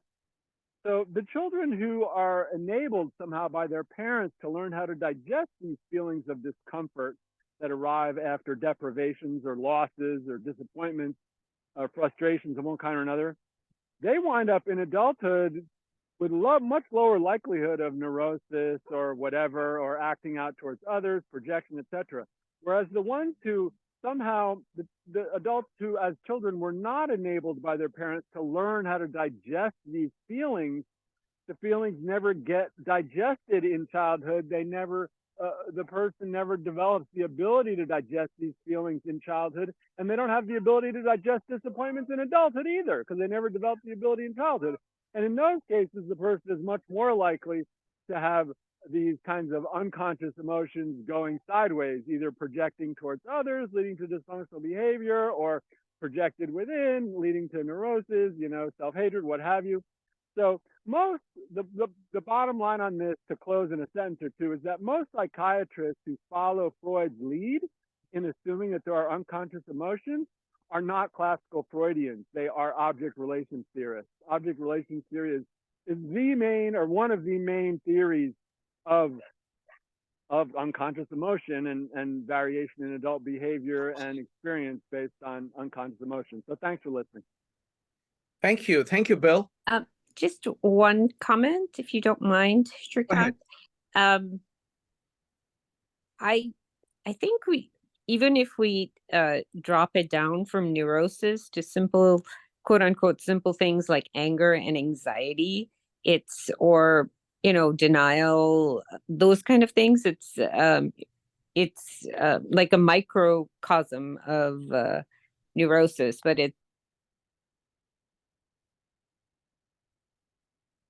Wait a minute, Jyoti, you need to unmute. Are you there? Whoops, sorry. Did you hear me at all? Yes, we just lost the last sentence. Okay, so that's what I was trying to state, is that we don't have to go as far as neurosis and, psychopathy or anything like that. Even simple things like anger and anxiety or some form of coping mechanisms to survive. And thank you so much for Joe, I think it was, who brought in the object relation theory. Thank you so much. That really was very helpful. Thank you, Jyoti. That was Bill. Let's go up. Phil, do you want to comment any more on anything? Yeah, maybe just a little bit on Bill's comment on object theory. Bill, maybe you can elucidate a little bit there. I don't actually see it as a putting or turning Freud on its head, because a lot of what apparently that psychiatrist said complements Freud in a lot of ways. I would say that like that anal stage of development is very closely modeled after whether or not parents were able to teach a child to control their urges, right? And so that that can become, a recipe for well-managed personality in adulthood or not, whether or not they were able to successfully teach their child at that stage how to kind of essentially, delay gratification and so on. Can I respond briefly? Please. Yeah, please. So according to object relations theory, there's two halves to good parenting. One half is restraining behavioral impulses, like saying to the child, don't put your hand, don't grab cookies from the cookie jar before dinner. That is with respect to the behaviors, the actions, including the words, like don't, swear, or don't, chew people out, or whatever, okay? That's the half of it. The other half of it is not repressing the child's feelings, not saying don't cry, not saying don't be angry, letting the child cry, letting the child be angry, etc., but not letting them have what they want to do or say, but still letting them have their feelings. That's the other half. Freud tends to focus on the first half, but object relations says it's both halves, and the second half is really the key. Letting the child have their feelings and express their feelings and feel heard and understood and honored and respected for their feelings being natural responses to disappointment or frustration or loss, etc., yet without giving into the child's behavioral impulses of what they want to do based on those feelings. That's the key. So I'm not an expert. So I think if there was an expert in the room, they would probably point to some other complementarities between classical Freudian theory and object relations theory. But I did want to point out that key dichotomy between the behaviors on one hand versus the feelings on the other. So thanks for listening. Thank you, Bill. Okay, now we have about 20 minutes left, and I wanted to leave enough time for the last chapter. But Mike, if your mic is fixed, please go ahead. 2 minutes. Okay, can you hear me? Yes. Okay. Freud basically says that the situation is hopeless. You need civilization because we can't live without it anymore, and it's necessary for progress, and it's necessary to prevent people from ultimately killing each other. And civilization, though, is inherently unstable. The system is inherently chaotic and unstable. Now, Winnicott described, further Piaget described how to make it stable, and add the concept of feedback, and play is a way of when children grow up, of tuning that system so they find their niche appropriately, and don't develop all the neuroses and psychoses, which I think Freud says are inevitable. Now, that's the same study is Sapolsky takes that study to another level, and talks about feedback as a way of tuning this system. And Bill brought it up to another plane and generated those ideas in me to try to put it together. Sapolsky's new book on free will and his old book on behave kind of discuss exactly this problem of an unstable system that is necessary. You can't live with it. You can't live without it. So that's my 1 minute and 15 seconds. Shikan, you're on mute. Thank you very much, Mike. Really appreciate it. Always great observations. Thank you. All right, folks. So now we'll go for the final chapter, and then just any general comments about this entire work. What did you think? What did you get? And what do you think of Freud? Would love to hear your overall take on this. So go ahead, Phil. All right. So in chapter 8, really, we're at the end of our journey. And so Freud stops to recap where we've been and what has gone on, and basically reiterate some of his more salient points You know, the book is called Civilization and Its Discontents. And so Freud ends up saying that, you know, this discontents, the word actually is, in German is Unbehagen. I like the word, I don't know German, but I just like this, the sound of it, Unbehagen. I hope I'm saying it correctly, which is translated as discontents or malaise. And it says, ultimately, you know, there are two sources of this problem. One is this repression of our urges to kill and to love. But the second part, which is coupled with that, is the sense of guilt when we transgress. You know, in other words, when we don't repress these urges sufficiently, whether in our intentions or in actual actions, we end up with guilt and the sense of anxiety from having broken the laws of the superego, the precepts imposed on us from our conscience. And ultimately, the malaise, the discontent that civilization brings with it is stemming primarily, he thinks, from guilt, not so much even repression, because repression is more of a physical thing, but guilt is much more comprehensive, emotional problem that brings with it all of the neuroses, all of the psychological problems that he experienced as a clinician. So that's very interesting. You know, Freud actually, you know, operated as a clinical psychologist. He treated people, and he claims that most of them, he could trace their problems to problems of guilt. And he says the voice of guilt doesn't have to be loud. Sometimes it is, but a lot of times it's a very quiet, persistent background that we just get used to, but it's constantly there. There's this constant sort of chatter, internal chatter that's going on that is condemning us, and you know, a lot of neuroses are based on that. So that's his main observation, his main point that he he brings out in chapter 8. Then he obviously he goes back to this question of religion. And religion, he says, claims two things. One is it provides the rules that are then taken up and incorporated into the superego's arsenal.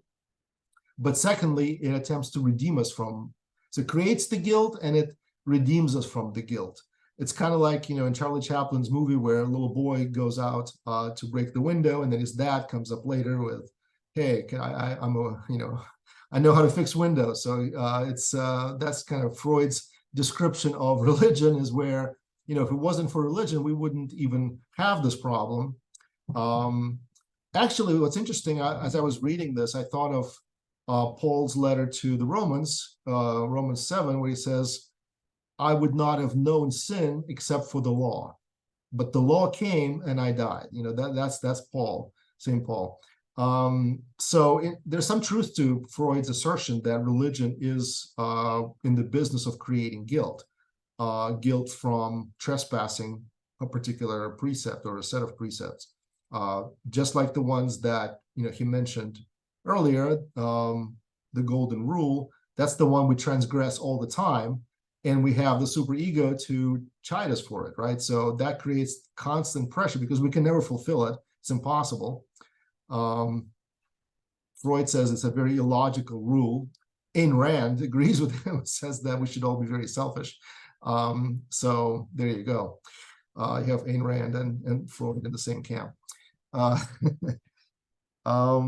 Let's see.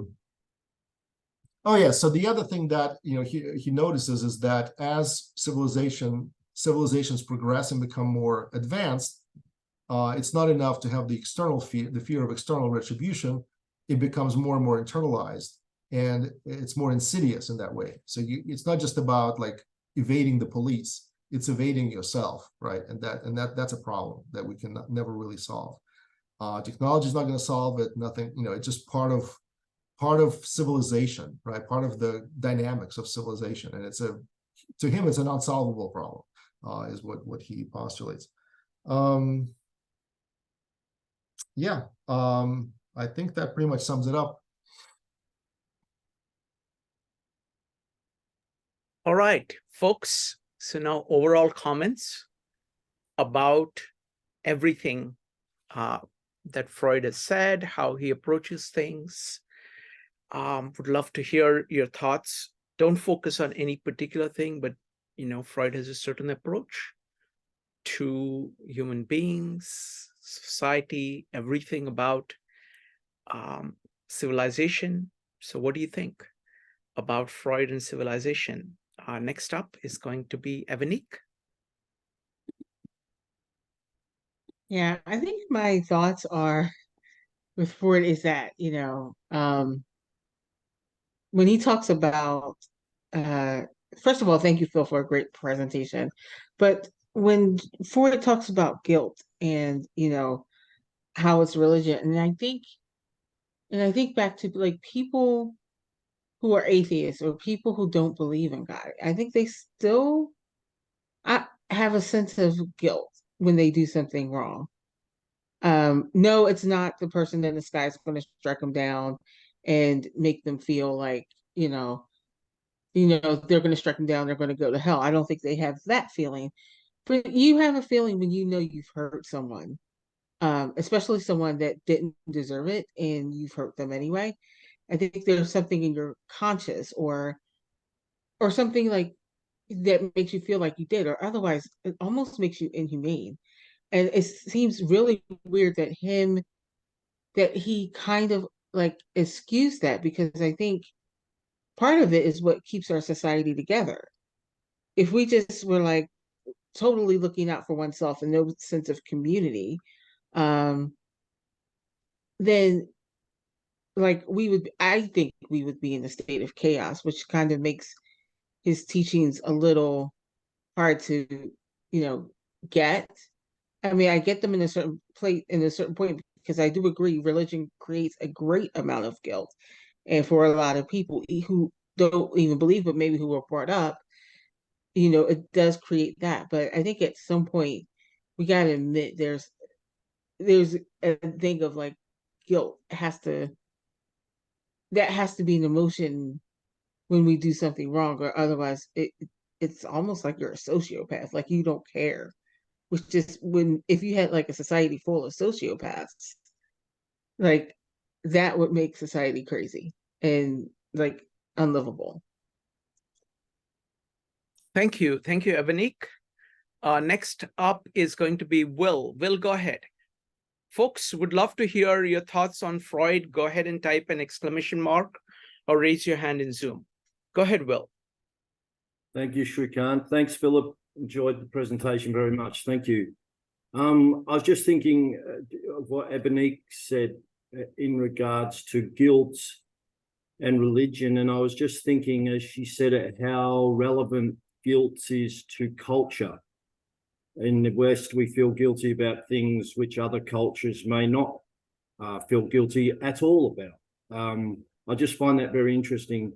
You think of the things that we eat, for instance, in some cultures, they're absolutely taboo in other cultures, and you would feel extreme guilt if you ate it, but it's only because of your perception of what you've been indoctrinated with as a child.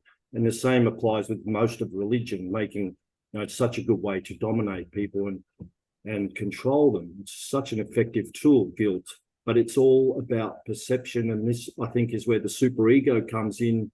That's perhaps an evolved mechanism to deal with guilt, irrespective of the objective cultural influence. The guilt mechanism has evolved, irrespective of that, but it's just applied as relevant to one's specific environment, and as it's relevant usually to what they've been indoctrinated with as children. And that's I think it's so wrong to indoctrinate children with very strict religious beliefs, for instance. So I would say the guilt arose after the religious and cultural influences, and it's just a natural mechanism within the Homo sapien to deal with that. But it's actually just relevant to what's fed into the organism as to what they're going to feel guilty about. Yeah, it's really interesting, guilt. Thanks again. Thanks, Will. Thank you. Thank you, Will. Let's see. Next up is Bob. Bob, go ahead. Yeah, I was wondering, I gather that there have been very powerful critiques of Freudian theory. I was wondering if you could summarize the essential problem that some people have had with his theory, unless it's simply that it's not testable, it's not sufficiently scientific enough, something like that. Right. So that, I think that last one has been kind of the classic critique, is that it's very hard to test because it's a framework, but it doesn't really produce testable predictions about human behavior. And there could be multiple frameworks that predict the same thing. So it's hard to say, you know, how would you test it to say that it's wrong or incorrect? Now, I don't know if this is a proof or disproof, but it has found enormous currency in popular culture, and it, you know, has echoed with a lot of people, resonated with a lot of people. I don't know if that counts for anything scientifically, but it is interesting. It is. Since there's an applied version, which is going to psychiatry, right?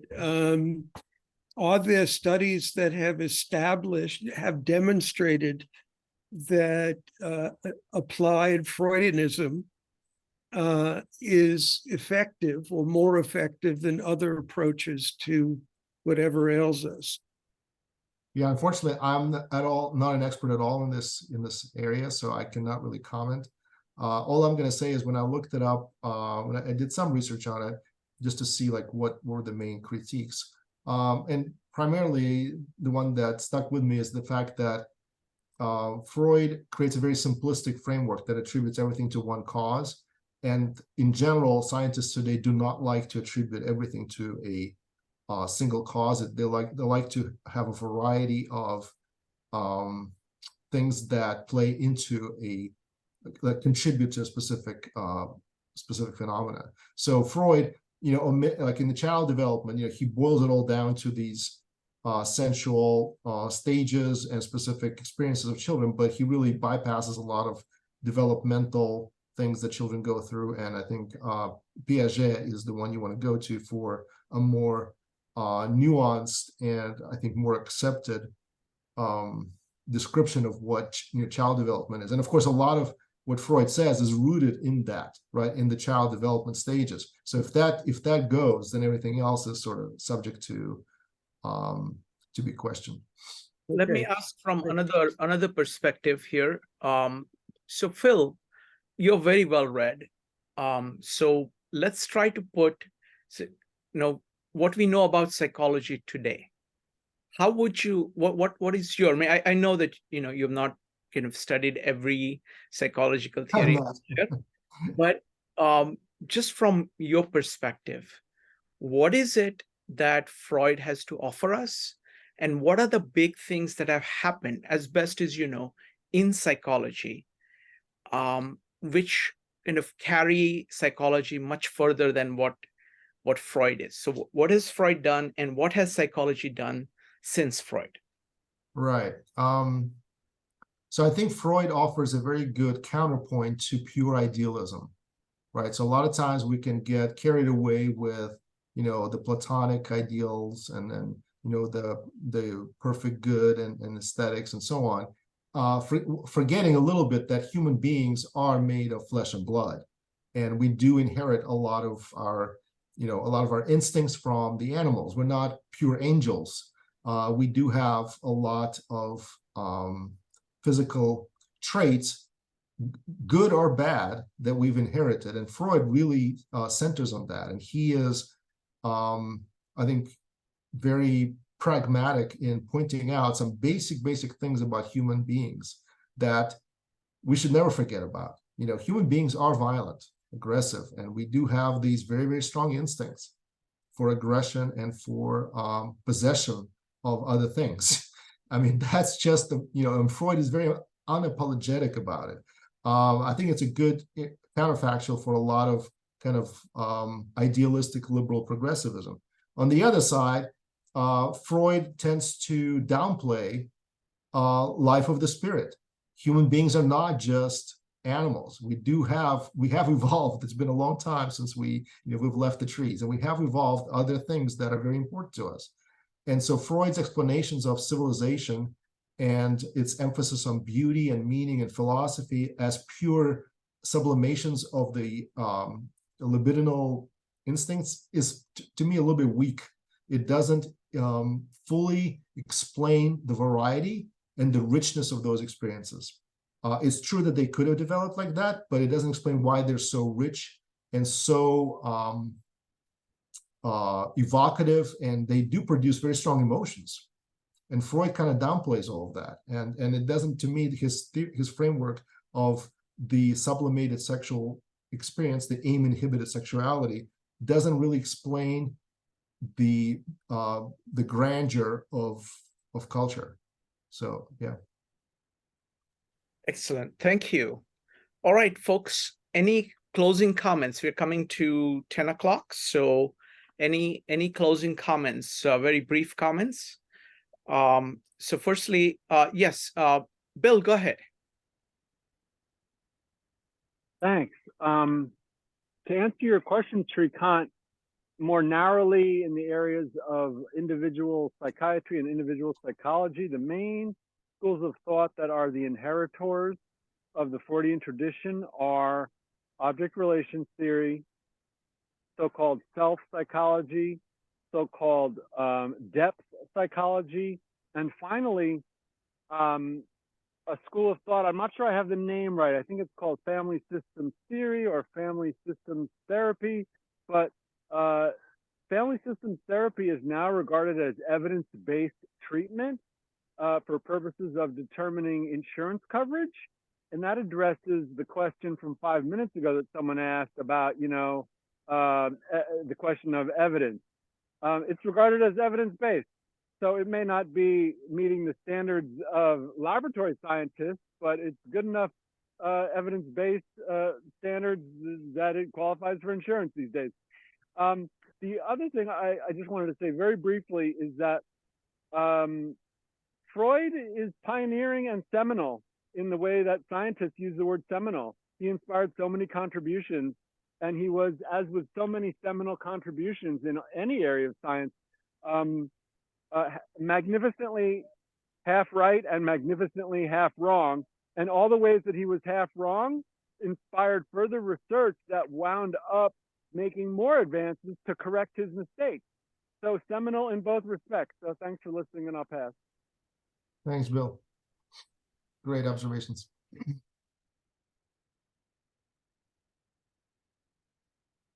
Shrikant, you're muted. Sorry about that. So great point, Bill. And this point is also the point that Phil started out with, saying that Freud, whether you disagree with him or agree with him, he will actually tell you what he thinks in no uncertain terms. And he goes out on the limb and says, this is what I think things are. And that provides a starting point. And again, I respect a lot.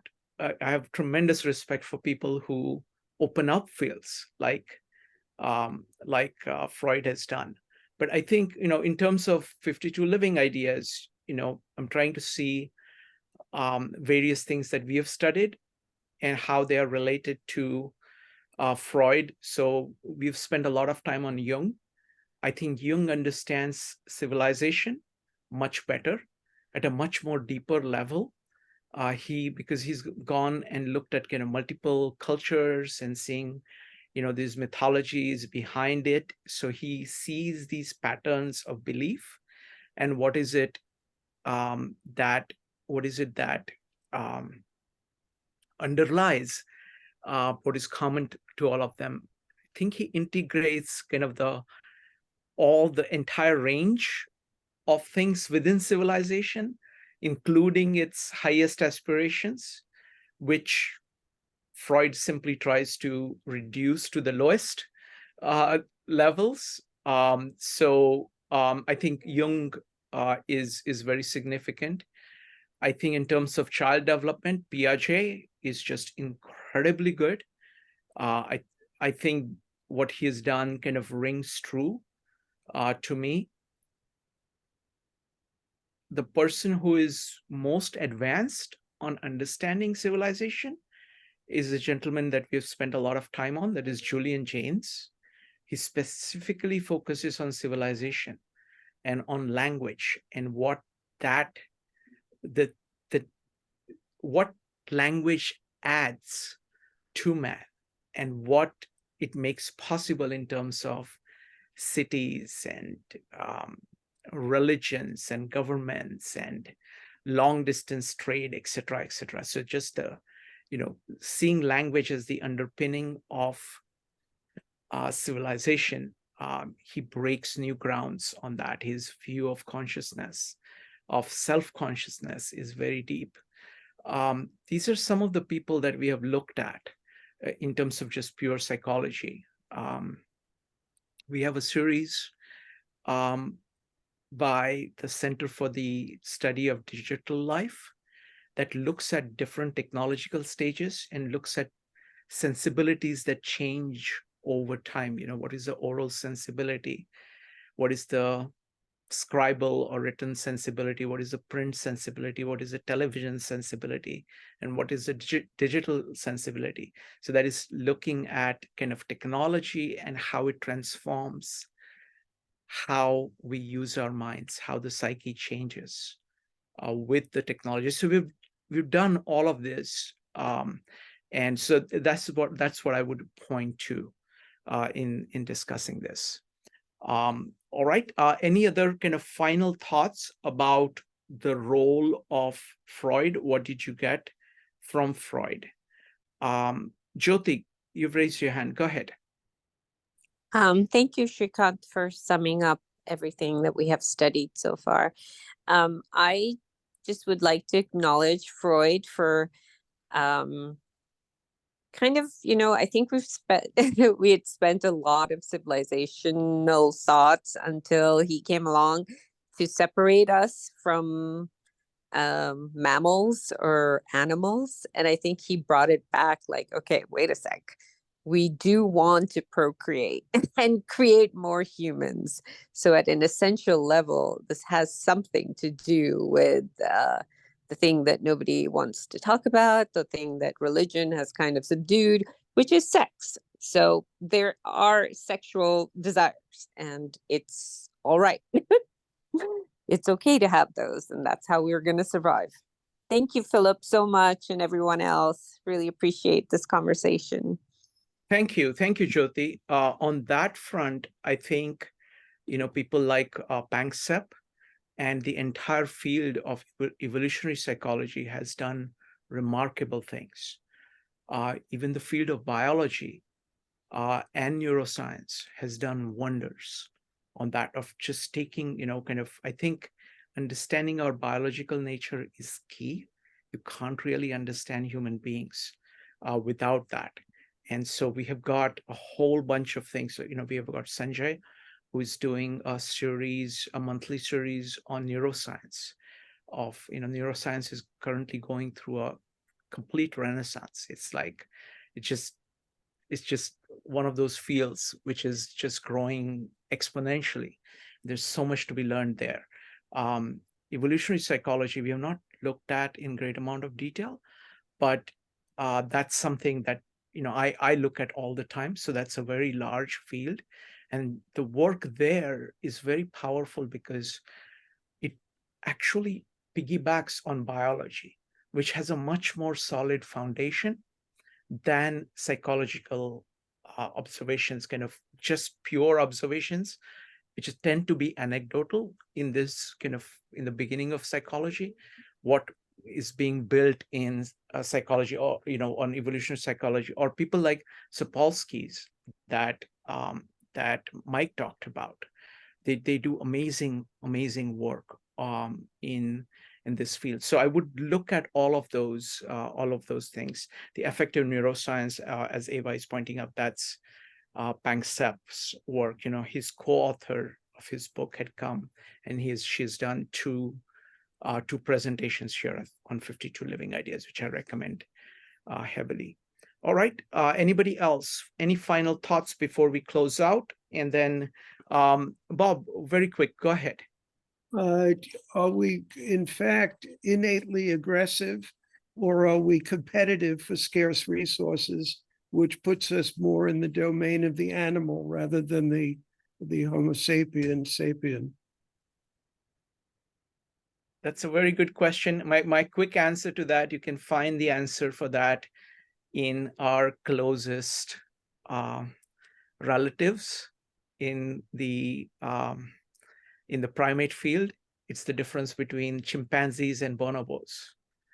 When there is plenty, the way it works is different than when there is scarcity. But that's a fundamental issue in regard to the starting point for Freudianism. Is it really that we have these innate drives, or was it really Darwin who was the start of all this by saying animals do the following and humans happen to be animals, and what looks like aggressiveness is simply competition for resources as an animal in an environment? I mean, I want to just say this in the interest of science. I am a big fan of Darwin. I have read, I'm a very big fan of Darwin. I mean, the level of observation there, the carefulness with which he comes up with his conclusions, the comprehensivity with which he studies everything, whether it is, his base, his theory of evolution by natural selection, or his studies of emotions in primates. You have a very rich, solid base of observation on which he's building things. And so in that sense, I don't regard, from whatever I've seen of Freud, he is not that. He's taking only parts of our animal nature and is ignoring the other parts of our animal nature. And it's true too, he's too Platonic, though he criticizes Plato. From my test, he's too Platonic because he's deductively applying some very simple ideas, just like behaviorists were all gaga about Newton and say, oh, it's all billiard balls, now let's just figure out what billiard balls are going. And similarly, I think he has a much narrower view. So I don't, Darwin is in a class much higher in terms of systematic, scientific, good thinking. Freud is beautiful. His work is wonderful and stimulates all kinds of wonderful ideas and some very helpful therapeutic applications. He was a genius, and what he's done is remarkable. But I'm just saying that in terms of the basis, with certain assumptions here, for example, innate aggressiveness. I mean, in the end, we're still critters, so we have to, biology is antecedent to psychology, just as psychology is antecedent to sociology. But they're all parts of the same. They all have to be related to each other for it to make sense. Yeah, Bob, that's a very deep point, and I think on this point, we have to close. But I said, and on this point, we have to close. no, I'm not going to close on this point. So it's worth talking about it, Phil. I don't know what time do you need to leave? I'm actually probably need to. Okay, but we'll continue the discussion because I think this is a very important point. Okay, so let me go ahead and put it this way. Okay, because at 52 Living Ideas, this is a very large issue. Okay, there are two things. There is a biological nature. You cannot understand human beings without biology. So in that sense, Charles Darwin, you can't really understand anything about human beings before Charles Darwin. So I think it is at that level. People have made some observations before. I think post-Darwin, what we can do is something completely different than pre-Darwin. Okay. And Freud, forget about that. He's not basing things on Darwin. He's not that. He is from the kind of older school of thinkers, of making observations and doing conclusions based on that. Okay, so that's point number one, that you have to get biology, and future belongs to kind of full integration of biology into your thinking. So that's point number one. Okay, now these are my views. Okay, so that's number one. Number two, you still have to understand that civilization, phenomena of civilization, is something radically new. It is not. If you think that biology is going to explain civilization, I'm sorry. It explains human beings up until the savannas and up to seeing what we can do, and that remains a base, that remains the core of whom we are. But there is something new that happens. It's called emergence theory. Just a second. Let me go ahead. What you do is you just type an exclamation mark when you want to speak. There are many people who want to speak. Okay, I want to make a point. I want to open it up for Will to comment and Bill to comment, and then we'll come back to you. Okay. And next up, no, that's okay. It's just that our format, because we want to. What I'm trying to do is that I'm taking this opportunity of connecting what we are talking about here in Freud with everything that we are looking at in civilization. Okay. And the point I want to make here is that there is something new under the sun with civilization. Around 5000 BC or so, we have a combination of things going on. We have writing, we have cities, we have agriculture, we've got religion, we've got monuments, we've got governments all coming together. Biology, human biology, is up to a group of about maybe 30 people who live together as families, and our entire brain, etc., is really well optimized for that. And maybe a larger group of about 150 people that you have soft relations with. Everybody else is considered foreigner, basically not you, other, to be attacked and to be protected against, something like that. So that is our evolutionary heritage. Moving from that into living even in the city of 5,000 people, it is a radical change. And very few people, unfortunately, can deal with both. They cannot think about civilization things and the biological things together. They may be some of them are very good at the biology things. And some of them have understood something about civilization, but they miss a whole bunch of things about the biology. And I think the future is to understand each of them and see what the place of it is in the modern world. And that is really the challenge that we have to do. And it's very rare to find that. I mean, the biggest person I've seen to do that effectively is Julian Jaynes. But next, I'm going to go with Will, followed by Bill. Will. Thanks, Shrikant. I'm really fascinated with this topic. It would be great to investigate this further at another point. Evolutionary biology, evolutionary psychology. It's such a rich topic, and it's so relevant, I think, to the philosophy of living. I've written a screenplay which documents Charles Darwin's conception, production, and the subsequent furor surrounding On the Origin of Species via Means of Natural Selection, published in 1859. So I'm actually been researching it this morning, and I'll put the link in the chat there. It's his complete works. I think it's Oxford University Press or Cambridge University. Even his scribblings are there, from his little personal notebooks. It's just, I think there's 35,000 documents. I put it in the chat. It's just absolutely fascinating to read how he was coming up with the theory of transmutation.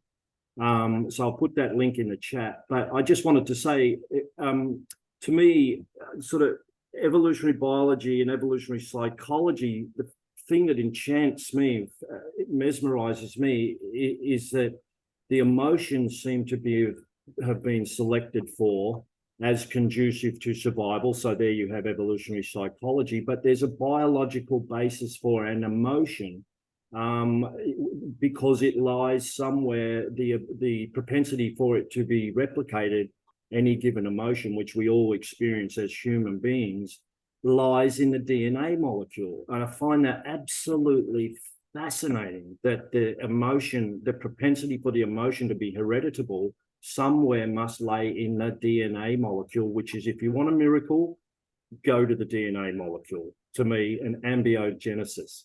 That's where my miracles lie. And that's why I'm just absolutely enchanted with this subject. Thank you. Let me do one thing, Will. I mean, I am a big fan of Darwin. So did you say that you're writing a screenplay? Yeah, I had the idea many, many years ago, and Okay. I've just now been Why able to don't you make a presentation? Come and make a presentation at 52 Living Ideas on Darwin. I'm trying to meet a deadline with the screenplay as we speak, so I'll certainly consider it.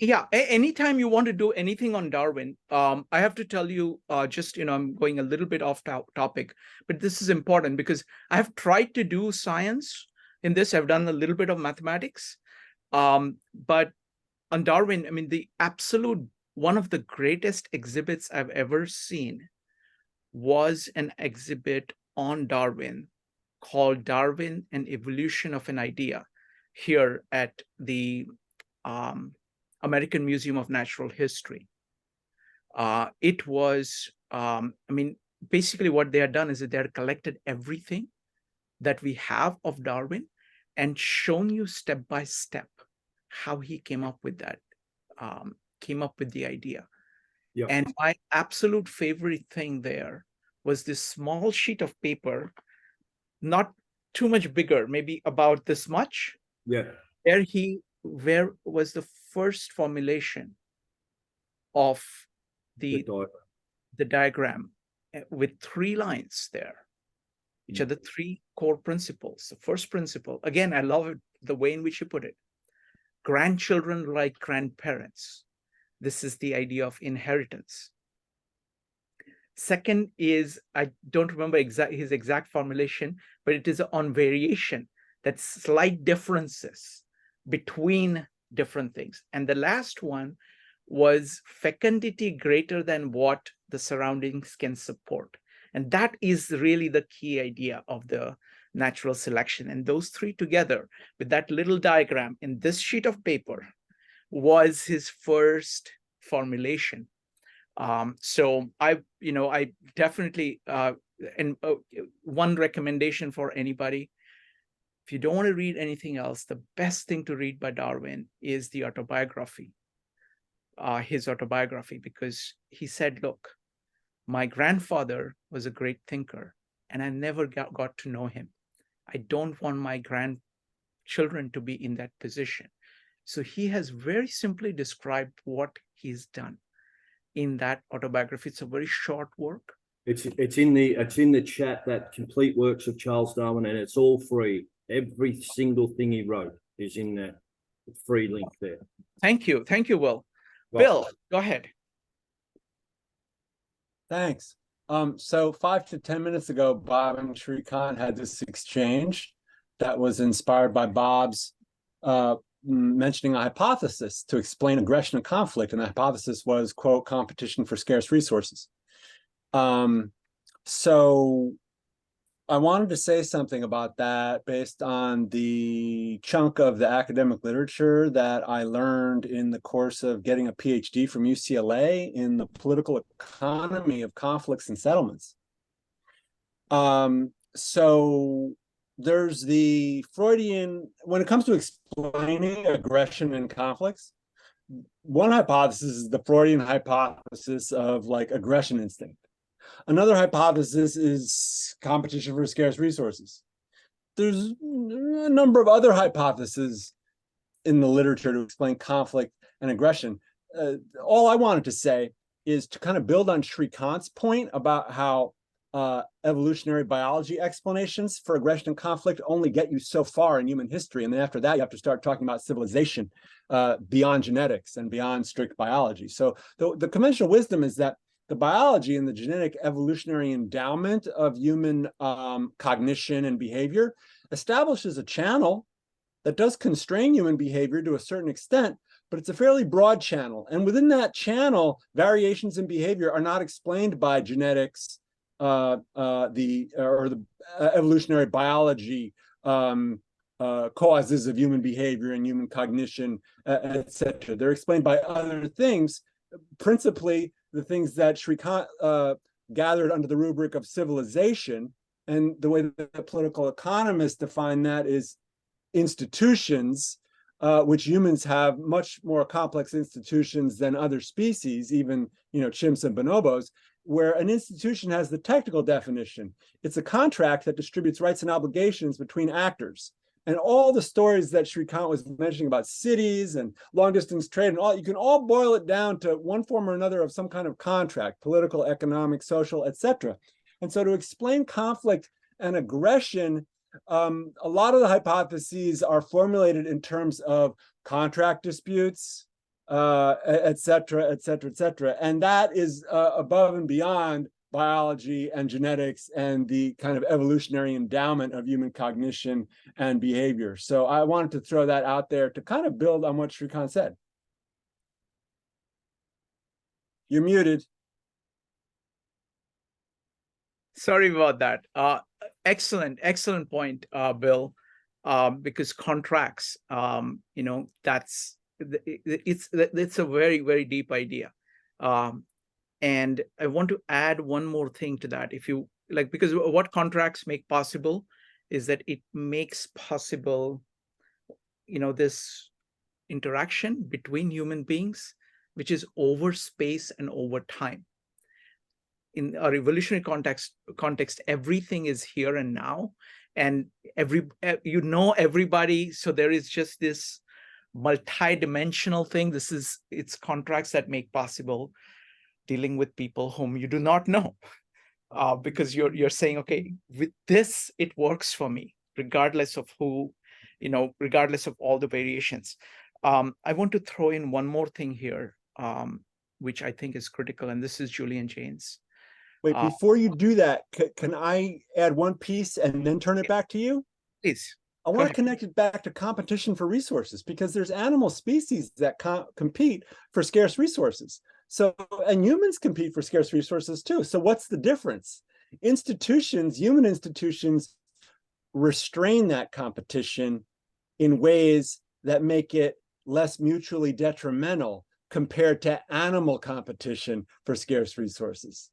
And so human institutions narrow that channel of restraints on behavior more narrowly than it would be if just left up to the biology, as it is with, other species that don't have language and institutions. And so the constraints are narrower, but then when the conflict breaks out over competition for resources, it's because these language-mediated constraints of these contracts are somehow in dispute, etc. And so the point here is that the competition for resources still is in there as a causal mechanism, but you have to add in the piece of the role of institutions in avoiding conflict for a while, but then the institutions, the contracts breaking down, giving rise to conflict. So the conflict is due both to the competition for resources and the institutional contractual failures, which brings us back to language, which is the medium of contracts. And on that note, I'll go back to Shrikant to expatiate on language and Julian Jaynes. Yes. So thank you. And Bill, I do want, it's been on my mind for some time, but I would love for you to talk about contracts, just do a meetup on contracts. I would love to have you talk about it. Again, you have to make it accessible to everybody, just giving an overview of the role of contract, exactly what you're talking about here, but just kind of fully spell it out, because people do not understand this. Most people do not get it. It's like they take it for granted and their lives are actually dependent on it and are run by it, but it's there in the background. It's not there, people don't see it. So please, if you could please reach out to me, and we'll go and do something. But coming back to language, and that's where, Julian Jaynes and many of the people that Phil has talked about, people like Owen Barfield, and basically a number of meetups that Phil has done on language are very relevant here, because if you want to look at what is it that sets civilization apart, language is the starting point. Because what it does is, I don't know if I can do justice to this, okay? Because what it is it is a radical break, because it starts with something that you can physically deal with, like the concept of grasp. That's one of my favorite examples. You grasp with your hand, and then you move it inside your mind of saying that I grasp something. I grasp an idea. And then you apply to saying, okay, I grasp the business, or I grasp what this contract is. So it's this loop going from your physical experience to mental, to transforming the physical experience.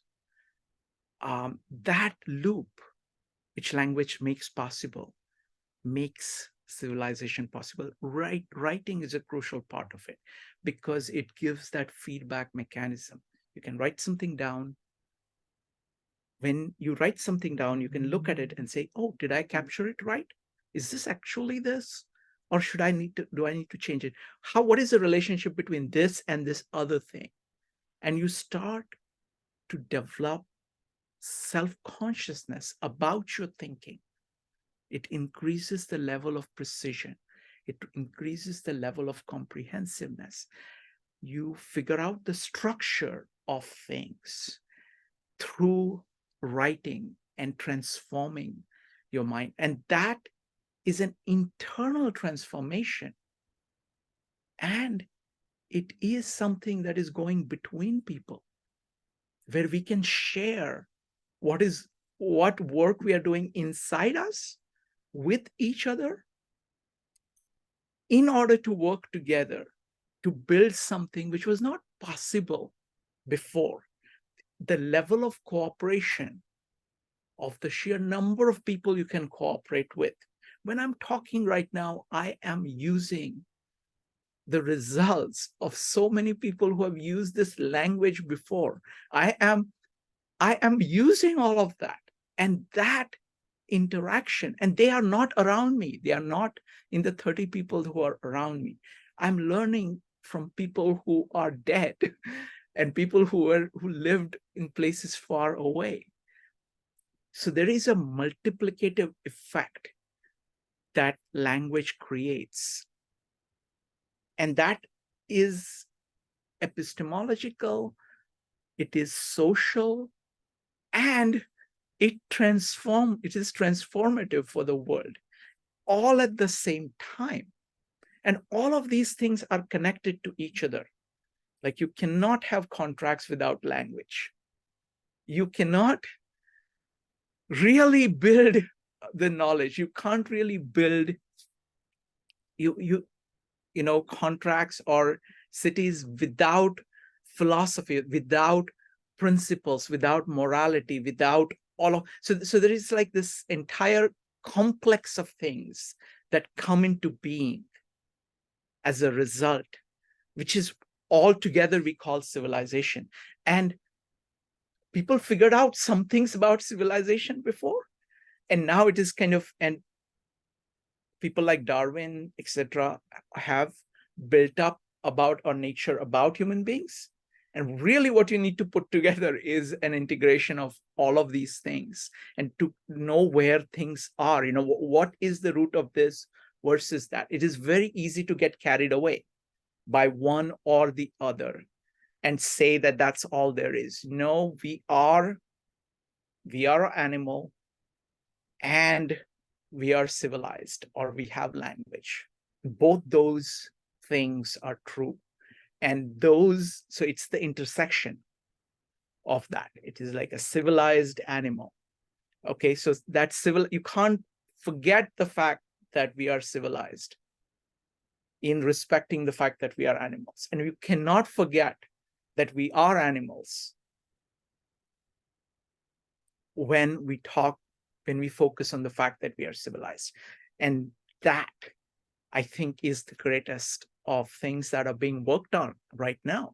So I'm glad to be talking about these things, and I'm just indebted to everybody here, who has added, Phil, who brings up topics like this. Bill, your observations, so many people, it's just great that we can talk at this level. Go ahead, Bill.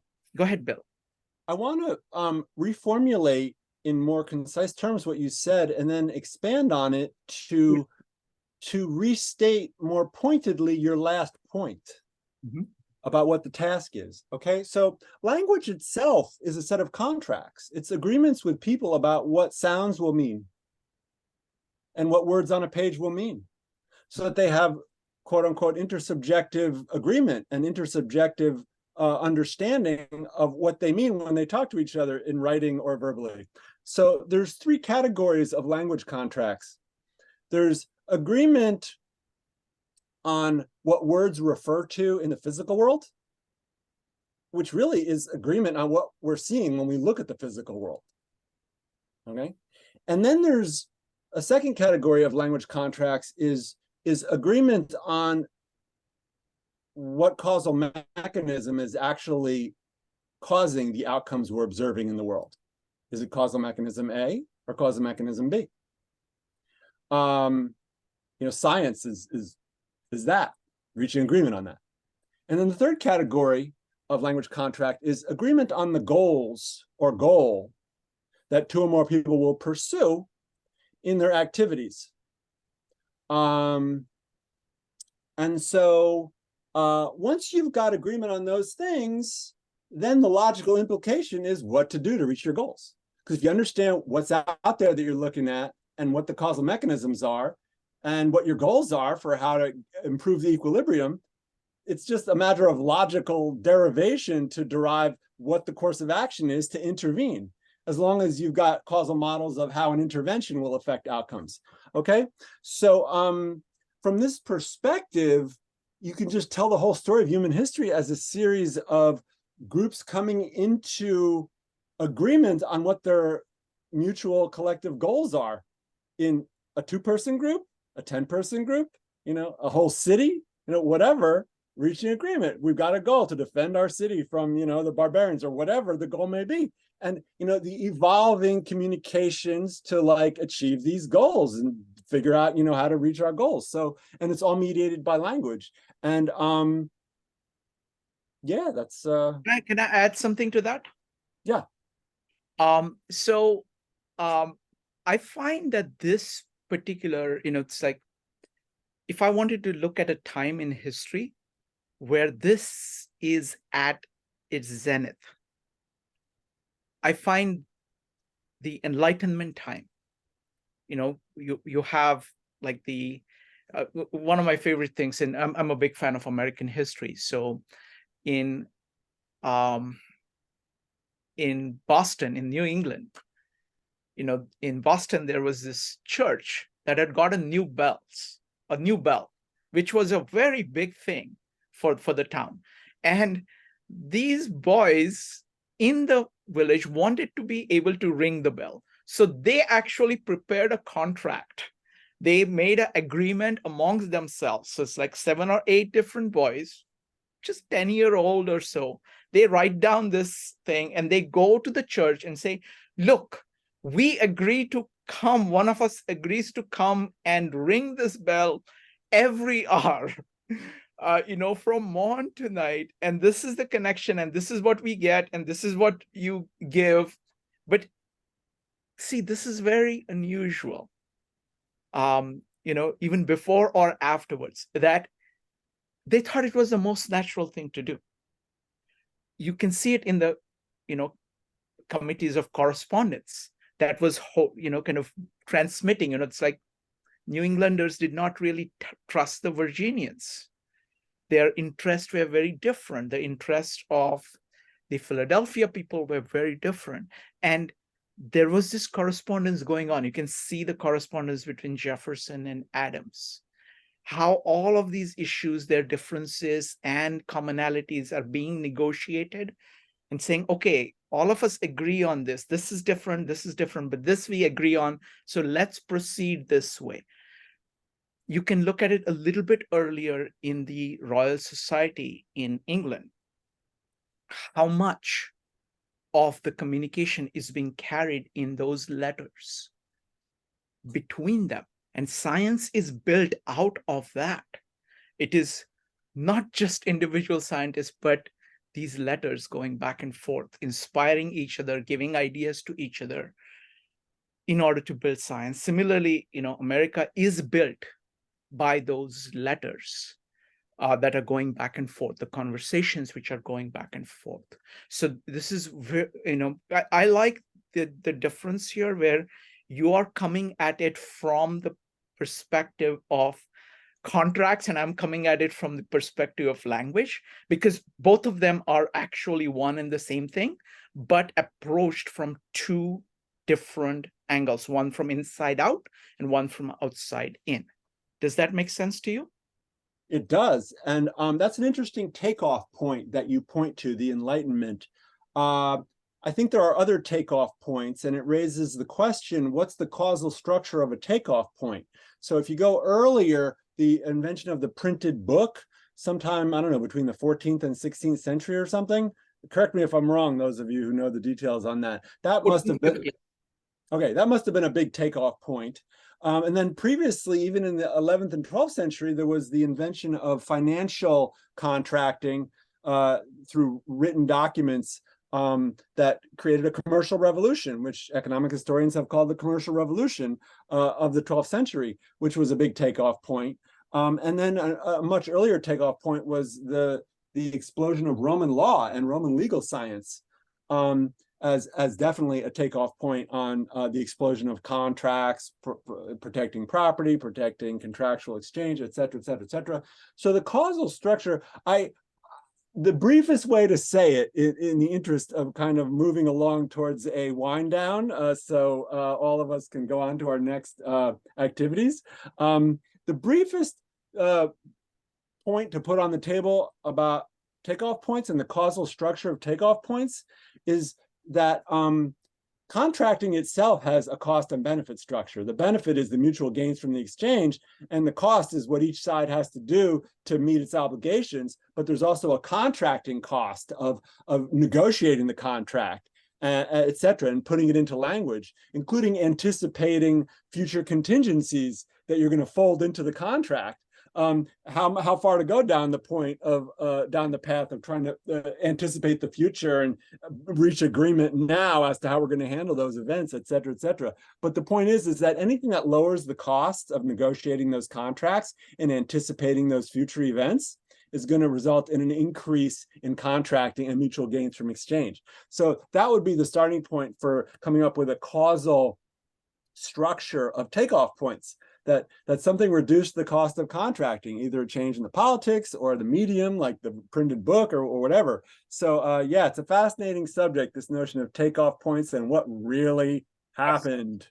Yes, absolutely. And yeah, this is very, very exciting. And I agree with you. It's like, for example, the Rome is a very clear takeoff point. It made possible, like Roman Empire is made possible. It's running on those contracts that, basically if Rome conquers some place, then they know that they can at least count on Roman law, which they couldn't count on.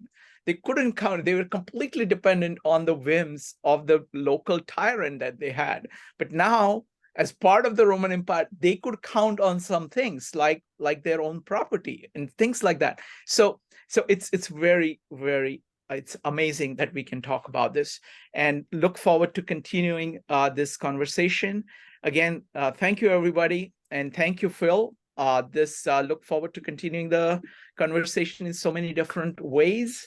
We've got very interesting meetups coming up. We are going to do a meetup on Christianity tomorrow, on the Holy Spirit. On Friday, we are going to do a meetup on Shakespeare's King Lear. On Saturday at 2 p.m., we're going to do Louis Sullivan's How Do You Design Based on patterns in plants. How do you get inspiration from how plants grow in order to design things? And then on Monday onwards is our regular program. Thank you very much, everybody. We'll see you soon. Bye.